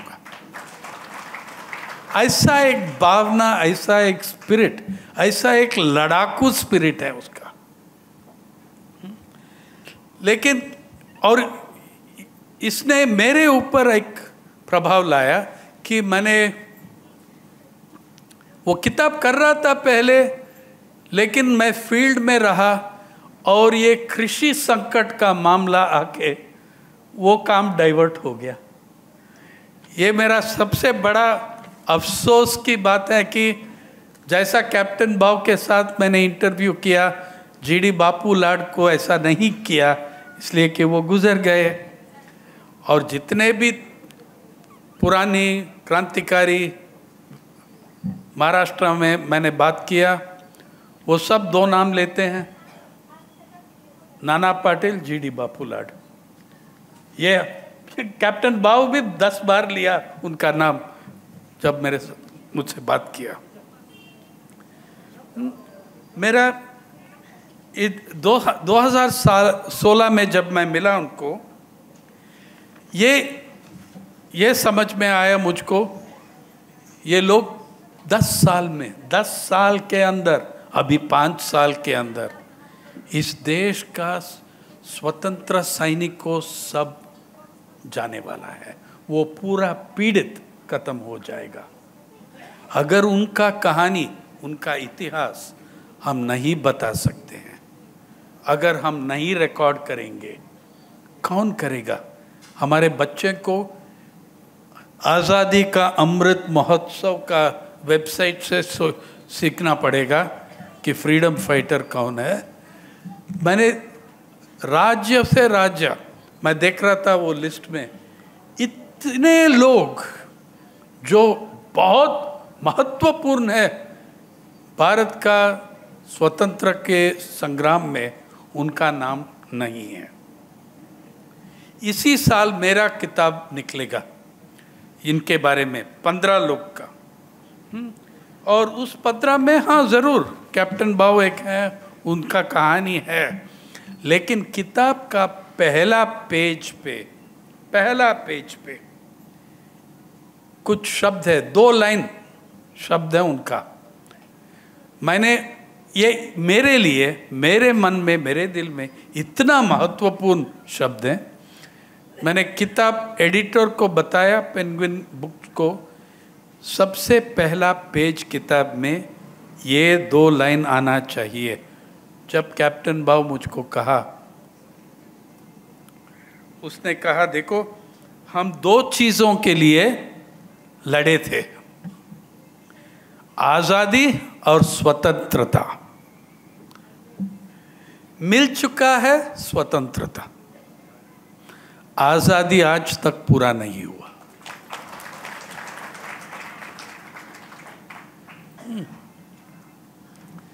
और बहुत सारा ऐसा शब्द, ब्यूटीफुल कोट्स, इतना थॉटफुल। एक और मैंने अंत में मैंने कहा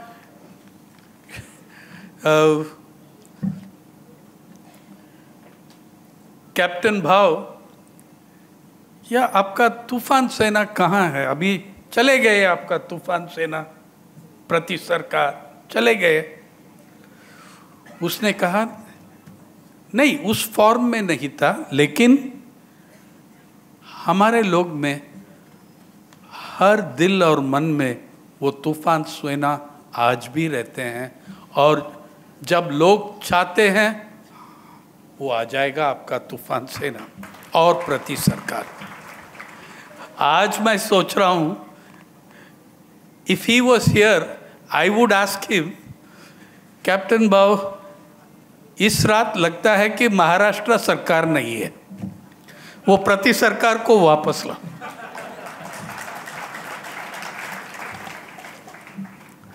ये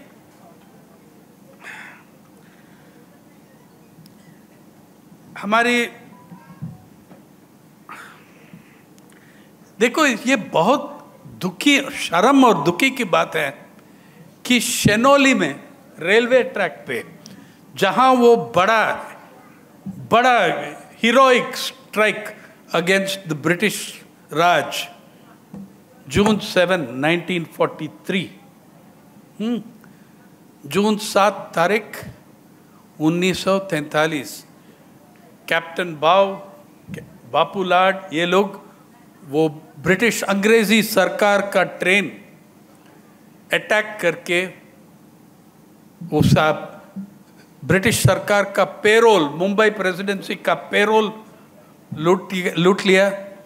और क्या किया उस पैसा के साथ? हाँ, 1943 वो फैमिन ईयर है। सिर्फ बंगाल का प्रॉब्लम नहीं है, पूरा देश में भूखी है। और वो पैसा प्रति सरकार का प्रोग्राम्स, लोग को हेल्प मदद करने के लिए, मजदूर, किसान, इन लोग के बीच में वो पैसा बांटा।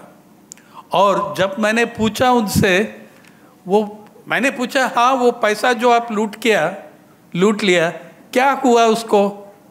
उसने कहा देखो, हमने कुछ लुटाया नहीं, हमने लूट किया नहीं, जो अंग्रेजी लोग हमारे हिंदुस्तानी लोग से लूट लिया उससे थोड़ा वापस लिया।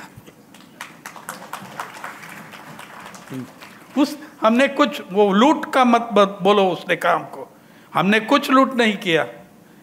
ये बड़ा अन्याय है कि वो लूट किया 200 साल इस देश के लूट किया, हमने कुछ वापस लिया। ये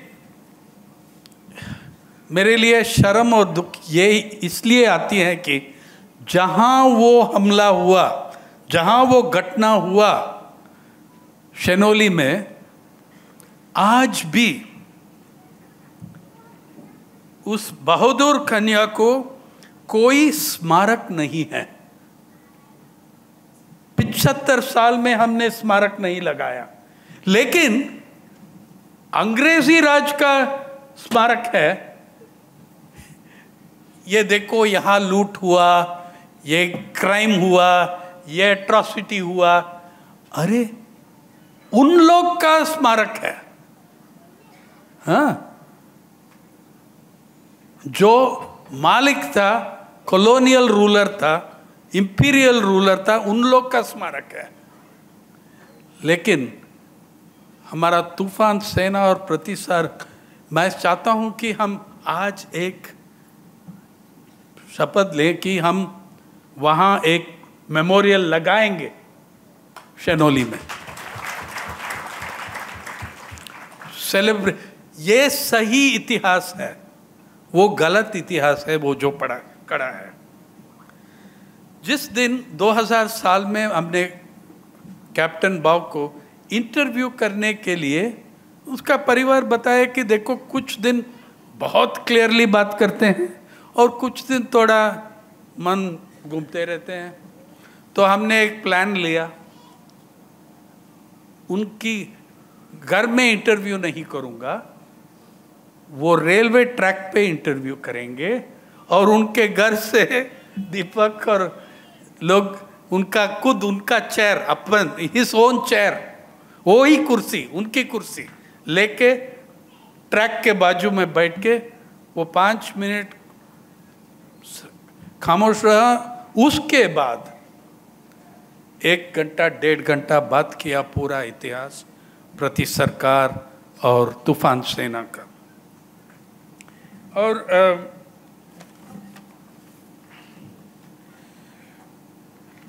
मैं समझता हूँ कि मेरा मित्र भरत पाटिल जो वहाँ था, और उसकी वजह से हमने वो इंटरव्यू कर सकते हैं, इसलिए कि सब मेरा प्रश्न है सब मराठी में पूछा था।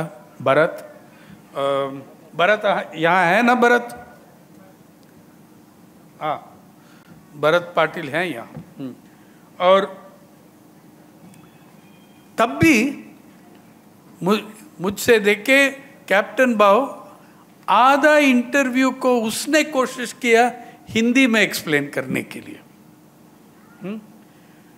और इतना क्लैरिटी, ये भरत ने एग्री करेंगे, बिल्कुल हम कहेगा कि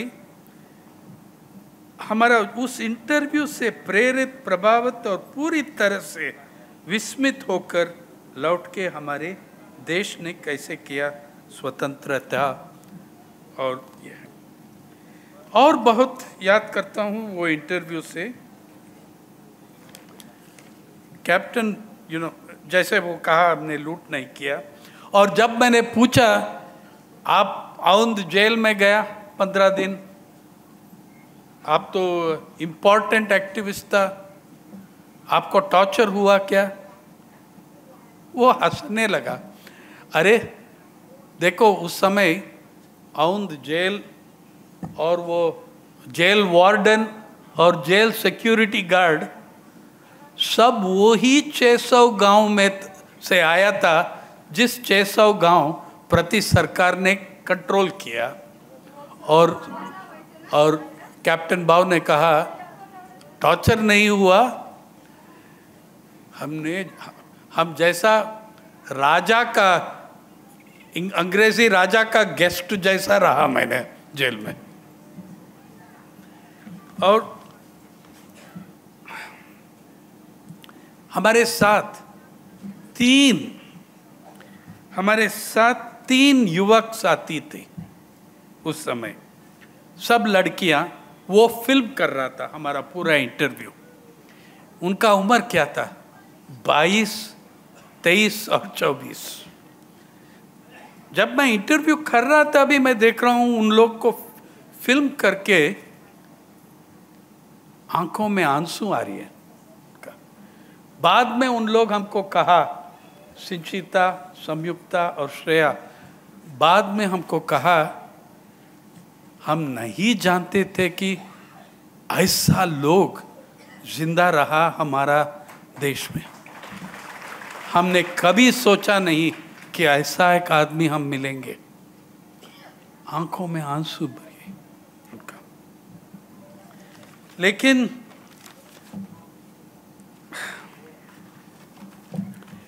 देखिए जैसा वो 1918 में कहा, 2018 में, 2019 में कहा, जब बड़ा मुद्दा आते हैं मैं सोचता हूँ कि ये क्या करना है, ये क्या कहेगा कैप्टन बाव। जैसा कोविड-19 आया, जैसा कोविड-19 आके बहुत लाखों से लाखों लोग शहर छोड़ के वापस गांव की तरफ चले गए। हमारा मीडिया 3 दिन कवर किया, जब तक सिटी लिमिट्स पहुंच गया उसे वो छोड़ दिया। और लोग सब पूछ रहा था एडिटोरियल में, अरे ये लोग क्यों छोड़ के गांव वापस जा रहे हैं? मेरे मन में वो गलत सवाल था। सवाल ये नहीं है कि शहर छोड़ के गांव वापस क्यों जा रहा है, सही सवाल ये था कि वो पहले गांव छोड़ के शहर में क्यों आया। और उसका जवाब 2 शब्द, कृषि संकट। वो कृषि संकट की वजह से हमको ड्राइवर, माली सब मिल गया सस्ता में ना, शहर वालों को हमको सस्ता में मिल गया। तो जब वो देख, ये I always think of captain बाव व्हेन दैट कम्स। और उसी ने उस इंटरव्यू में भी और बाद में भी उसका एक इंटरेस्ट रहा समाज में असमानता, उसको he was very worried about it. आज हमारा देश में जनसंख्या कितना? 140 करोड़। 140 करोड़, उसमें 166 जन डॉलर अरबपति। 166 जन 140 करोड़ में क्या परसेंटेज आती है? 0.0000014%, और ये 166 हाथ में इस धन दौलत कितना है? 794 अरब डॉलर। इसका मतलब इस देश का जीडीपी का 27% जीडीपी 166 हाथ में है। सोच लीजिए। मैं आपको सिर्फ अंत में ये कहना चाहता हूं, कैप्टन भाव का भावना, वो स्पिरिट लड़के लेंगे। हम कोई का गुलामी नहीं करते हैं। वो स्पिरिट चाहते हैं युवकों में आज, वो स्पिरिट चाहते हैं नौजवान में आज। और आई एम वेरी कॉन्शियस, जहां मैं खड़ा हूं, देखो देश का लिबरेशन आया 1947 अगस्त 15, लेकिन इन इलाकों में लिबरेशन हुआ 1943 में। तो वो भावना मिल सकते हैं, तो वो स्पिरिट होना चाहिए युवकों में जो कैप्टन भाव, तूफान सेना और प्रति सरकार लाया था। बहुत बहुत धन्यवाद।